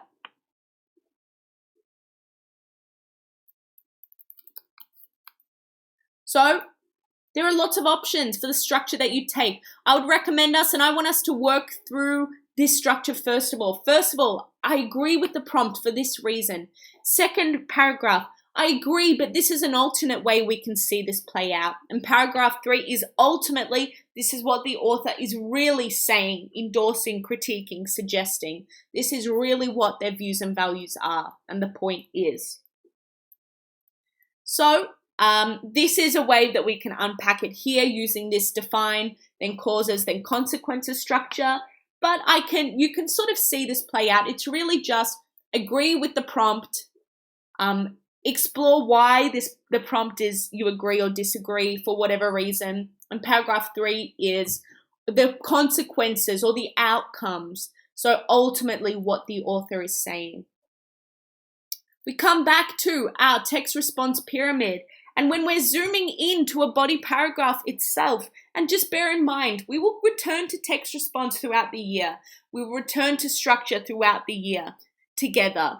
So I would definitely recommend you come to all of my lectures because each one, again, focuses on something different, but this is just an intro for us. In terms of structure for our body paragraphs themselves, I saw someone mention a peel structure. I learned teal. Now I really just want you to do a topic sentence, have a concluding sentence, but in the middle, I want you to what, how, why. So break down what is the author saying, why are they doing it, and how does it position the reader? How does it respond to the prompt? Or how does it relate to their views and values? That's what I'm looking for in the body paragraph structure. So to break down I'm just laughing at this dog, Pablo, the Jack Russell. To break down a body paragraph in depth, our intros look a little bit like this. Our introductions have no set structure, but they have a context sentence, and I'll break this down in a moment. A sentence that introduces the text, that introduces the world of the text, that makes a comment about the text. What is it saying? All right? It sets the scene for us. So this context sentence might look like this. Set against the backdrop of rampant industrialism, Charles Dickens' classic novella, Christmas Carol, endorses the notion of the value of life. This is a great example of a context sentence for 2 reasons. Well, it's written well, it does the job. They're the 2 reasons, but this is why a context sentence, or this is what a context sentence should contain. It should introduce the world of the text and what the author is saying about it. It should introduce the world of the text and the views and values that it explores. The world of the text and the views and values that it explores. Here's one that I wrote about. Mary Shelley, this is one that I wrote. Mary Shelley challenges the bounds of reverie. There's a typo here. Mary Shelley challenges the bounds of reverie in her novel Frankenstein, as she casts casts Frankenstein as a hideous progeny in the text preface, signaling the significance of creation in the novel. A world of the text and the views and values it explores. All right, this is a great structure here that you can pick up and put down. Set against the backdrop of, we can say, rampant industrialism for Frankenstein. Mary Shelley's novel Frankenstein endorses the notion of romanticism as the value of life. Whatever, you can use this to help you out as an example. But our intro begins with our topic sentence, our context sentence that does not mention the genre of the text unless you will be discussing it. It does not mention the author's history because it's not relevant, and it mentions only about the text, the world of the text, and the views and values it explores. It does not go beyond the text. Then we mention our 2 to 3 signpost sentences, which are essentially our topic sentences, which introduces our body paragraphs, our arguments, and then we have a final views and values sentence that says, in this way, this is what the author is ultimately suggesting, endorsing, critiquing. Okay, so that's our intro structure. Then we think about our topic sentences for our body paragraph, so our sub-arguments, and our topic sentences must introduce our point of view, introduce our argument for the body paragraph. So we just learned our intro, context sentence, and now we're learning our topic sentence for our body paragraph. This topic sentence, and this is the same for our comparative, should never include a quote, should not include any specific evidence, and it should be an argument, not a statement. Okay, what is your argument about the prompt? That is what the topic sentence is. Our topic sentence should say, this is what we are arguing, and this is what we will prove in the rest of the essay. Memes. All right, here's a pop quiz that will also help us understand what we need to do. All right, I'm about to make live a poll. Select the best explanation for a body paragraph topic sentence and the best example of one. So I'm looking for you to have 2 answers here. Something that explains a topic sentence and the other that is the best example of the topic sentence. So, best explanation. Do topic sentences introduce examples and characters that we will be discussing in the body paragraph? Yes or no? Or do topic sentences outline the idea and argument of the paragraph and provide direction for the reader or examiner? Which one of those 2 is the best example of best explanation of a body paragraph? Now, is this the best example of one? When faced with unexplainable fear and conflict, societal integrity diminishes. Or is this the best example of a topic sentence? Shelley cautions against the male acquisition of the female's role within creation, as Frankenstein engages in an unnatural act of procreation in which woman has become unnecessary. If we know, and 98% of you know this, if we know that topic sentences outline the idea and argument of the paragraph and provide direction for the reader, which is great, that is the best explanation of a body paragraph topic sentence. Which one of these 2 here does that? Remember, we never want a character mentioned in our topic sentence. Remember, we never want specific detail. This is like our teaser. This is our argument. This is what we are saying the author is doing. So if I show the correct answer, then we can see that we know that already. Topic sentences outline the idea and argument, and that this is the best example of a body paragraph topic sentence. Awesome.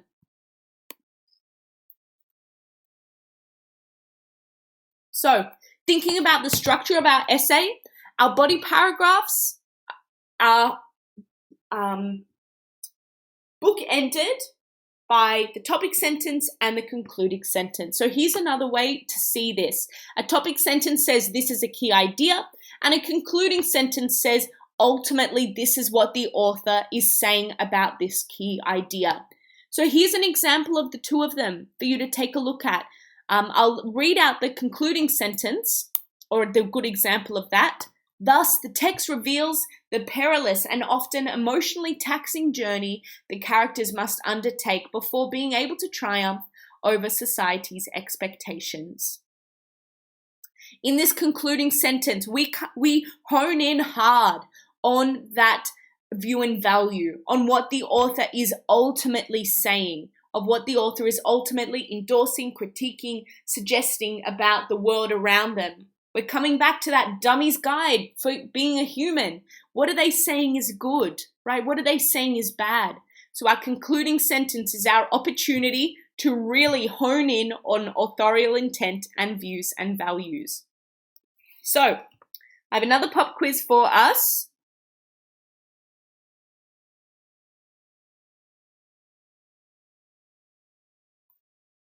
Select the best explanation for a concluding sentence and the best example. Concluding sentences summarize the paragraph. Do they do that? Or do concluding sentences comment on how the idea of the paragraph connects to the views and values? Which one? And what is the best example? However, as the denouements of the text connote new life and optimism, the authors assert and endorse individual courage in the face of fear and degradation. Or the inability of Frankenstein to assume the entirety of the nurturing maternal responsibility resulted in a wretched and accursed offspring. So I'll give you a moment or so until I get to 20 people.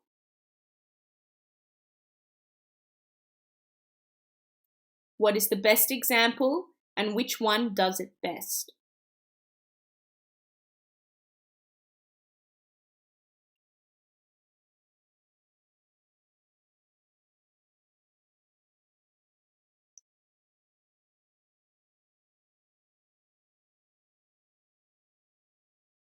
All right, let's see.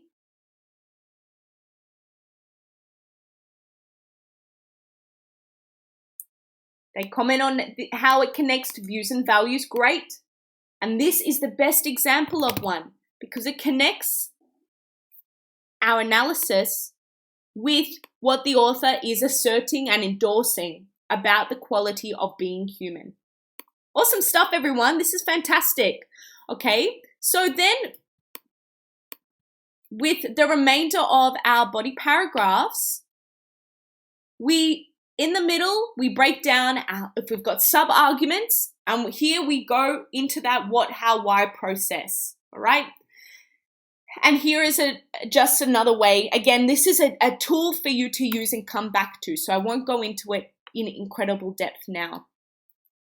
Okay, but in the middle here, we are breaking down views and values, our evidence, our what, how, why. That's what we're doing with our sub-arguments. So our topic sentences says, here's what I'm arguing. Here is one reason why I'm arguing this. Here is another, and this is ultimately what the author is doing. Then we have our conclusion, and our conclusion, again, I don't want to go into this too in depth, but we are really honing in on ultimately what the author is suggesting, critiquing, endorsing. What is the author saying about the real world? What are they agreeing with and suggesting? And what do they condemn or criticize? What do they say about the human condition? And what is their message? We can really see here how important that idea of the views and values are to our essay writing. So really, really emphasize it. Okay, here's some more info about structural features, some advice about avoiding summary. So we need to, again, nominalize, connect our analysis with the evidence here. Just some more ways to see this, all right? And this is just puts into practice that skill of nominalization. Again, you have these slides. so use them, okay? These are tools for you. All right, I just want to see where I am at with the slides because I've got half an hour to go. 80, 20 more slides. All right.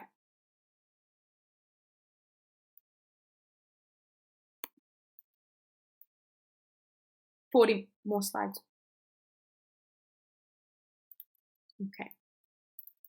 And you've got this here as a checklist for you. Again, I won't go into it.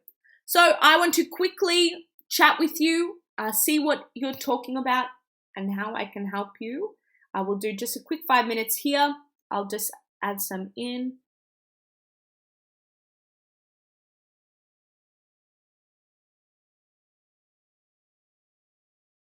I had a question. What is the difference between a link at the end of a body paragraph and a concluding sentence?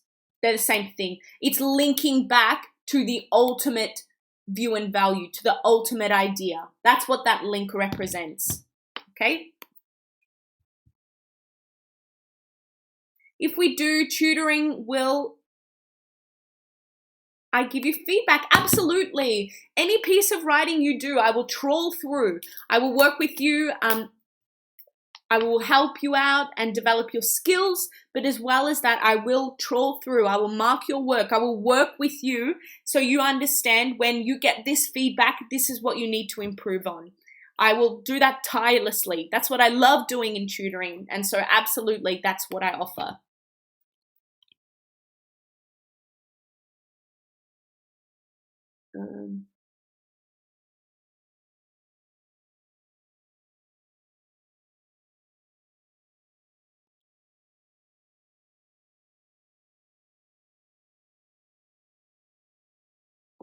Okay. All right, is annotating our novels helpful? Absolutely, it's helpful. You should definitely be doing this, and however works for you. Sticky notes and written comments and highlighting is both really helpful. Just develop a system and stick with it, okay? What's more, I've responded to that.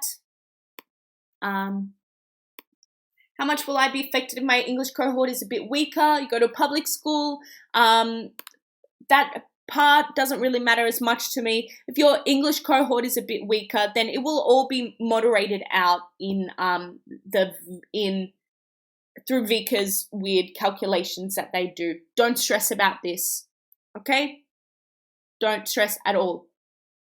All you can do is make sure you are doing the very best that you can.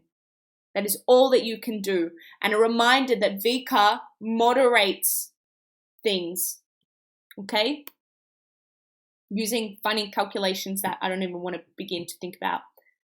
SAC scores and study score. I responded to this before, but 44 for English and 98 to 100% all the way through the year for my SAC scores for English. 18 out of 20 is such a good score. Never got any feedback about how I could do better. Any general advice? Pester your teacher until you get feedback. Pester your teacher. I'm so pro that, right? You want to be respectful and you want to be kind and really gracious and have a lot of gratitude for the time they're taking to help you, but you need to know, you need to find out specifically why you were stuck here. Specifically why and what you can be doing to do better here. All right, so getting feedback is key. And now what you need to be doing in year 12, and hopefully, or maybe you have a new teacher, you need to be writing practice essays, asking for an indicative mark on these practice essays and asking for specific advice about what you can and should be doing better to get better and to improve marks-wise. All right? 18 out of 20 is great though.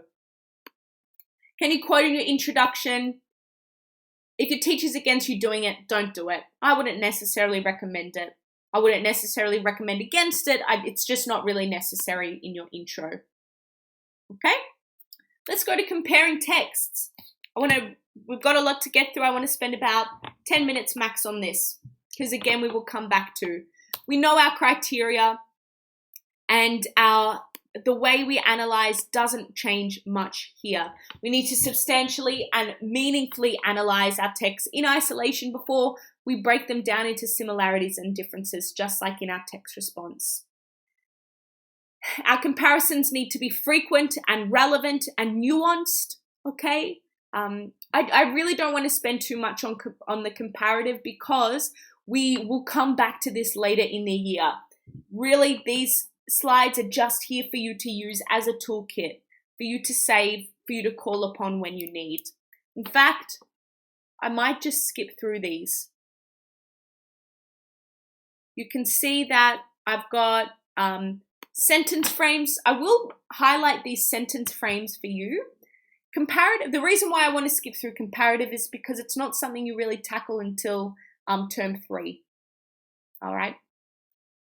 Now, these sentence frames, whilst are great ways for you to, or great sentences for you to adopt and embed in your writing, if you're feeling stuck, if you need somewhere to get started, if you just need that little reminder, or you need that little bit of help and a little bit of push. Looking at these sentence frames is a great way or a great sort of reminder, and I'll log into Ed Unlimited now because I want to show you an example of a high-scoring essay and something that you can do with these high-scoring essays, or just really any essay that you read, is you can look at them, and there's some available on Vika, although Vika doesn't publish whole essays. But I would encourage you, I might look up, Frankenstein's my favorite. Actually, let's go. Frankenstein's my favorite novel. So let's click that.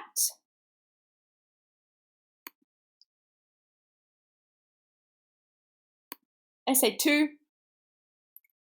And this is an example of one of the ATAR Notes text guides. Published by, again, incredibly high achieving students. I would really, really recommend you check out Ed Unlimited at least to see this and have a read of the high scoring essays for your texts. But if we look at this text guide and we read this essay, and I know this student got 50, which is so impressive, like beyond impressive for English.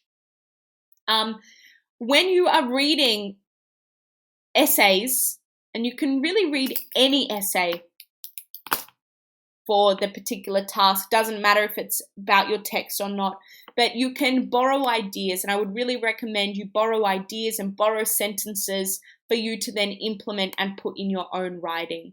For instance, if you really like this topic sentence, you can highlight it, write it down, and then embed that into your own writing or borrow from that.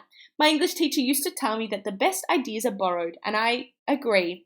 Whilst we never want to plagiarize, and that is not what I'm endorsing, people have been good at English, people have done English before you're doing it this year. So look to them for examples as to what goes well and therefore what you can implement in your own writing. Okay? So that's a great skill and a great tool. So I would hugely recommend that you use and check out these sentence frames.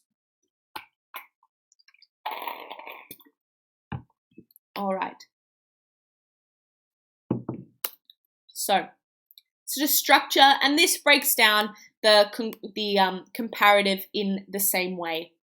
All right, as with text response.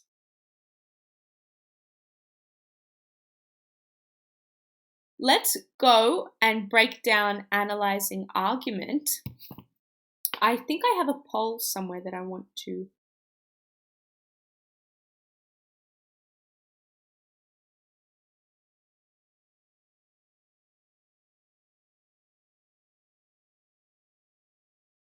All right, I want to break down analyzing argument in a bit of depth. So I think it's really important, but I might just respond to a few more of these questions. Should I still be reading non-school novels or only read the books we have to for school?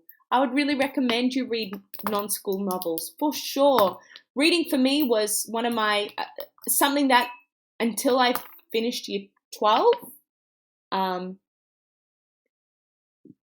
and I think until really I started at uni again, when I started uni in 2020. So this is something I did until I was, 19, 20. But every night before bed, I would read. Such a great way to clear your head, to relax, to enjoy something. So if you love reading, then absolutely read non-school novels. Just make sure you have read your actual novels that you need.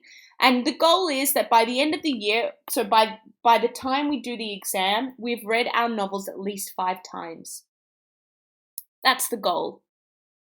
First time to understand it, to read it just for the sake of it. Second time to go into it in a little bit more detail, to start to think about characters, what the themes are. Third time is to analyze it in detail, to annotate, to break down, to find the views and values, structural features, key parts of it. And then the fourth and fifth, that's probably just to revise just before the exam. But what I would recommend you do is before your SAC on the text, have your text read at least 3 times. First time to read it just for the sake of it. Second time to break it down. And third time to annotate it and understand it in detail. Okay? But yes, definitely read non-school novels, without a doubt. Without an English tutor, then know that your teacher will be your ultimate resource here. So make sure every piece of writing that you do is getting marked. You need to have every piece of writing that you do to be marked by your teacher. It's just like maths, just like science. You would never do a practice test, you would never do practice questions and not mark it. You would never do that. So everything you do needs to be marked.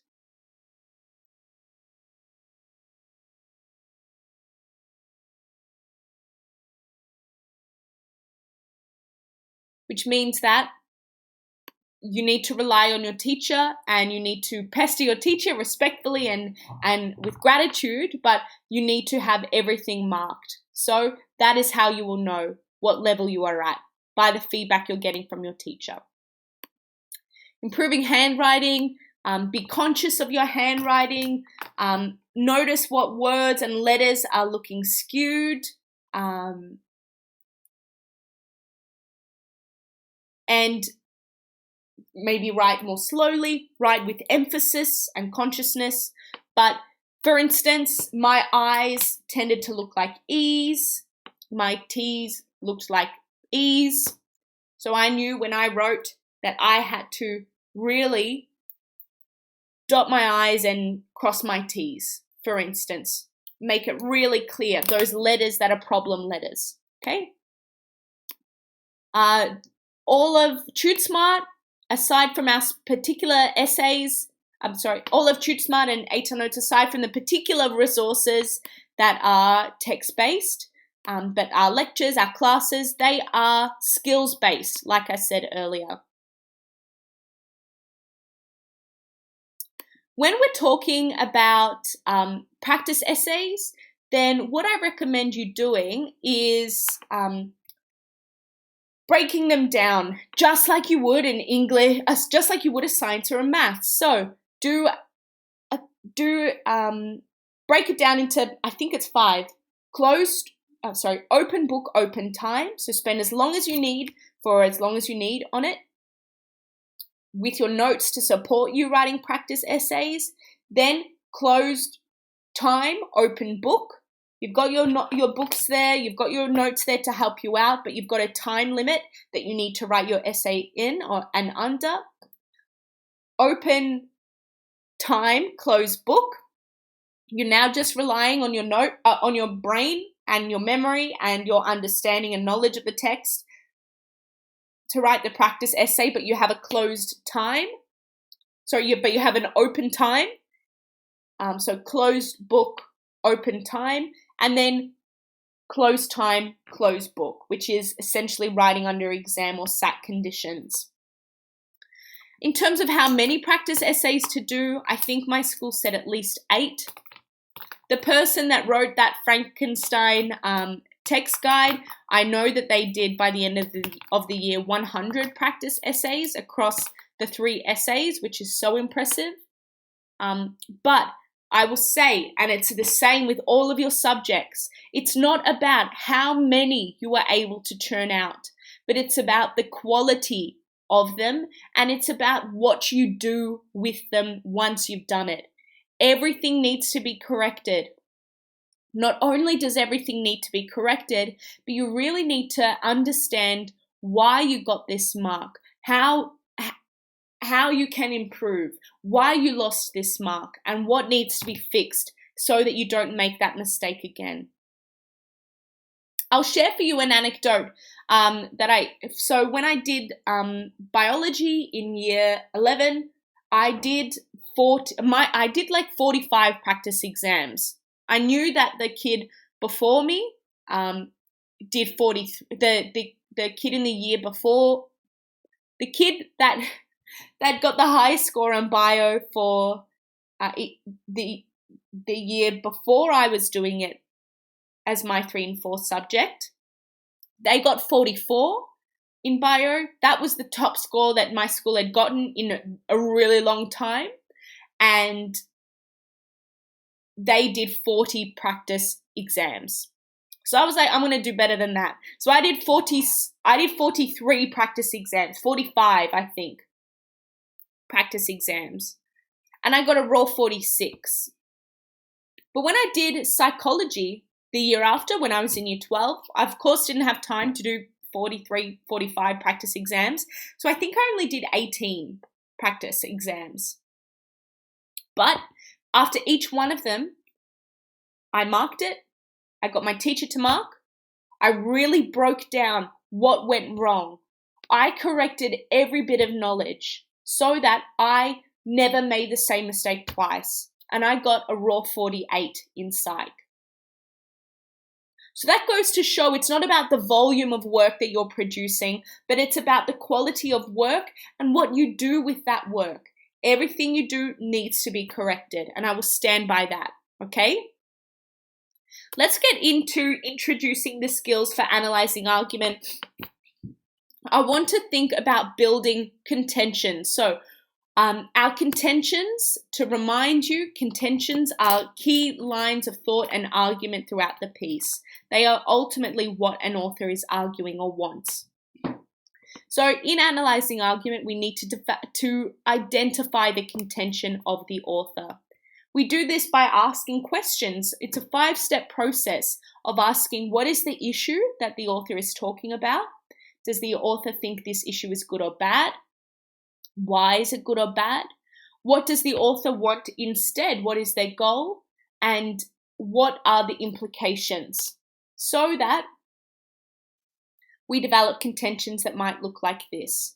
The author contends that the hostile attitude of male cyclists is unacceptable because it endangers other road users, calling for a more civil, communal manner. Breaking it down into our intro and body paragraph. Again, you've got this here. This is a really key step and something that I want you to sort of flip and think about in terms of your text response and your comparative response as well, because I think this is a great way to understand that you need to have a contention. You need to develop a contention. You need to identify the contention of your authors in comparative and text response. So we can see it broken down in this way. It shows us how to tie that together across all of our assessments. So breaking our intro and body paragraph structure down for our analyzing argument. And again, we will get to this throughout the year in other lecture series. So I'm not going to go into it in detail, but this is just a resource for you. Use these slides. We have our good old CC TAP, context, contention, tone, audience, purpose, however your school teaches your intro acronym, body paragraphs. This goes into depth about your body paragraphs, and we return to our process of analysis, our what, how, and why. What is the author doing? Why are they doing it? And how does it position the audience?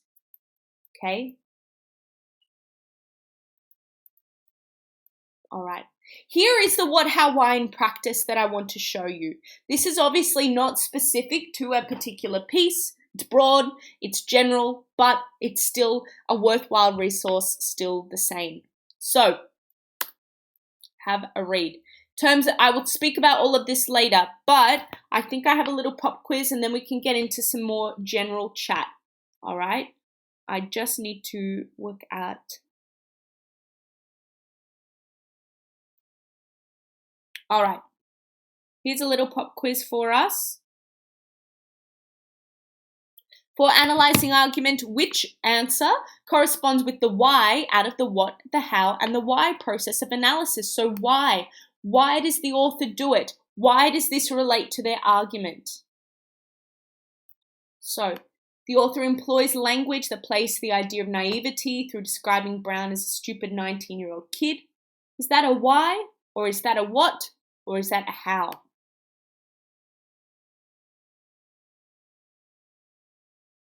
Why does the author do it? Why? To engender a sense of fear amongst her readership of the misogynistic behavior, or to reduce the importance of Brown and other celebrities in the context of the entire music scene. So remember, what is the author doing? Why are they doing it? And how does it position the audience? So I'm looking for the why. Which one might that be? Give you a moment more to think about this.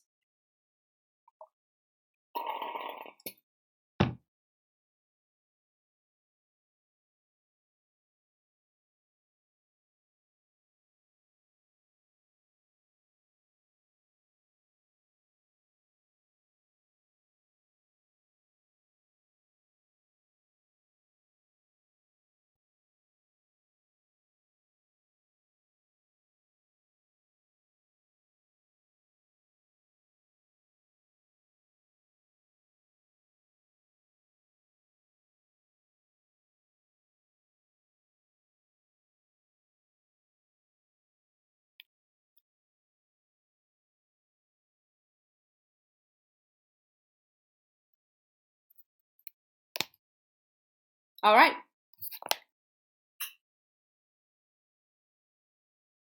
I can see this question always stumps a lot of people. I say that this is what the why is, and this is more appropriate for how. How does it position the readership? But it sort of does a little bit of both. But this one I target more as the how. How does it position the reader? Because it's all about responding to the readership. Okay, but both of them can be construed as the why. But this more explicitly does it in the really broken down and regimented way that I've taught it and introduced it to you today. But for you to say this is absolutely fair as well. So good job all. Good critical thinking. Let's talk about some short-term prep for what you can do over the break, over these summer holidays. And I want to introduce you to some skills that you can take with you. Okay, so over the summer holidays, I want you to read and watch all of your texts at least once. For your creative and for your text response, get to reading it or watching it twice.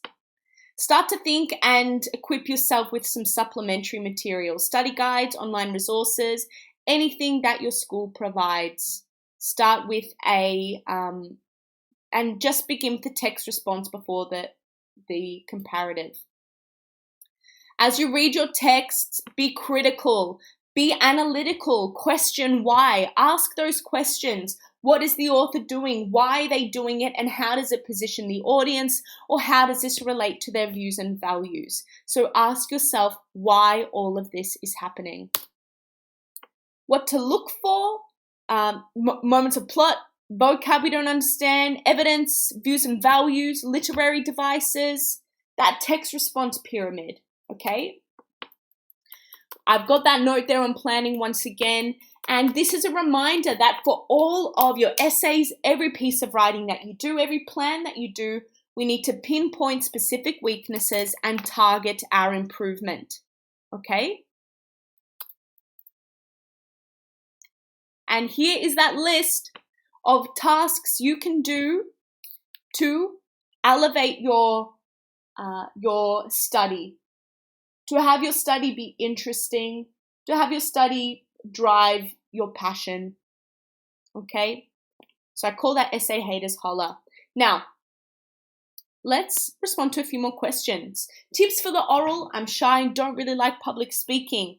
Firstly, be passionate. Pick something that you are passionate about, that you are interested in.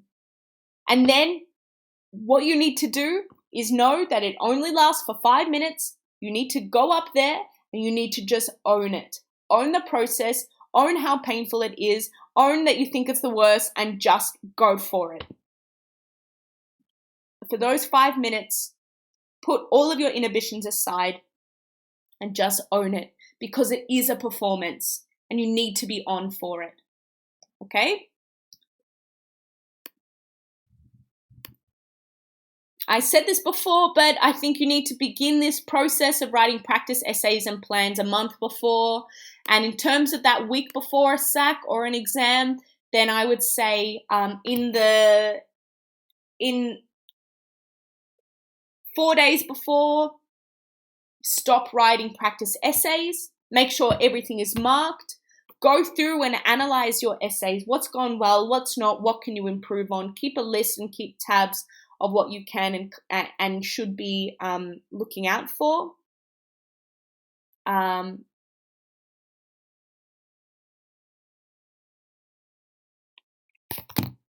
Then, as well as that, I would recommend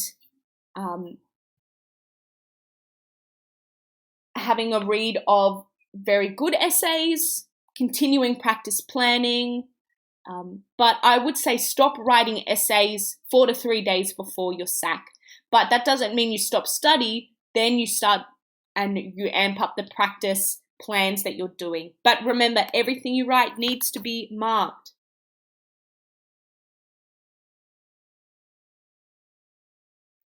Okay, we can't get our whole essay marked as our teacher is really busy. Which part of the essay do we suggest we mark them to mark for our creative? We ask them to mark. So, well, a creative isn't an essay. I would say maybe your intro for sure, and maybe the end, the part you're most concerned about. Definitely the intro and the part you're most uncertain about, or the end. Okay? Keep it simple. Keep your language simple. Fancy language is not important. Someone said it well, it's about sophisticated language and effective language use. Don't get fancy, keep it simple, keep it effective. Best language for the scenario. That's what I'm looking for. Memorization techniques. Well, it depends on what you need to memorize. Never ever memorize a whole essay and rewrite that. Just don't do it. That is not learning, that is not effective, and that is not good study. But rote learning is what I used, okay? I said 5 times, and I spoke about that earlier. It depends. How close are you to, I can't say for you what your practice essay journey should look like. I would recommend at least 1 practice essay a week, minimum, 1 to 2. Let's go for that. For the argument analysis in the exam, VCA will give you whatever combination they feel like. You might have to compare the argument analysis. You might have to only analyze 1. You might have 1 long one and a comment and 4 comments. You don't know what VCA will give you, but you're right in saying that VCA can give you mixed materials for the argument analysis. But that's something we will work on, and that's something you will work on. I would recommend, always handwrite essays. Never ever type an essay, because that's not a good example of what you'll be producing on the day. It's very different to type a practice essay than to write a practice essay. So absolutely handwrite all the way. Yes, read plays in advance. treat a play just as a novel or just as a standard text. You need to read it in advance. Biggest tip when it comes to preparing for an English exam, get everything marked, okay? Everything needs to be marked.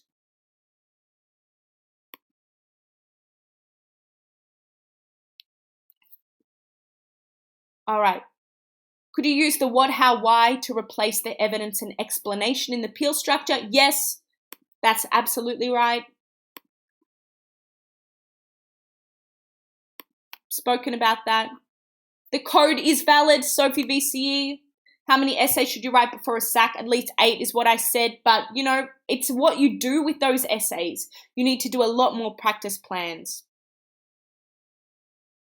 Do you have any tips for improving vocab? I've spoken about vocab.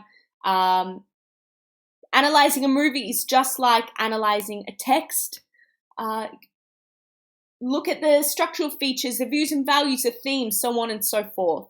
Okay? Would embedding single word quotes be worthwhile or should? Yep, single word quotes are good. Quotes should not be any longer than 7 words though, give or take.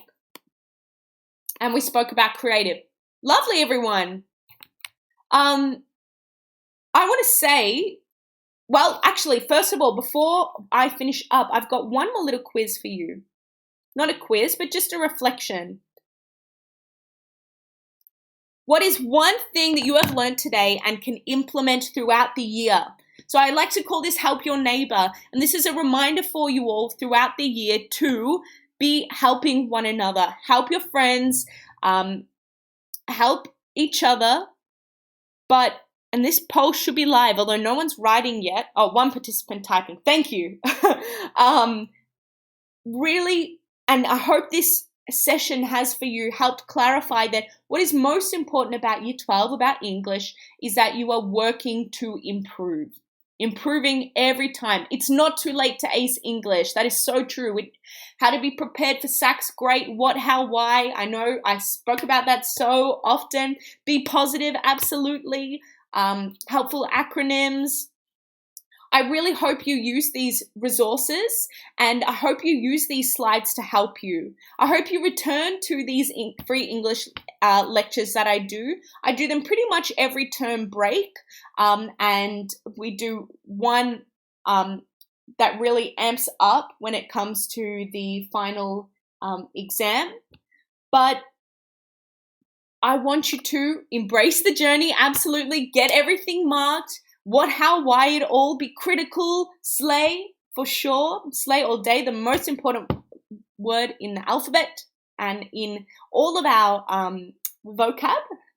But I really, really hope that you continue to return to these resources, that you continue to work on improving, that you take what I say and work with it, make it work for you.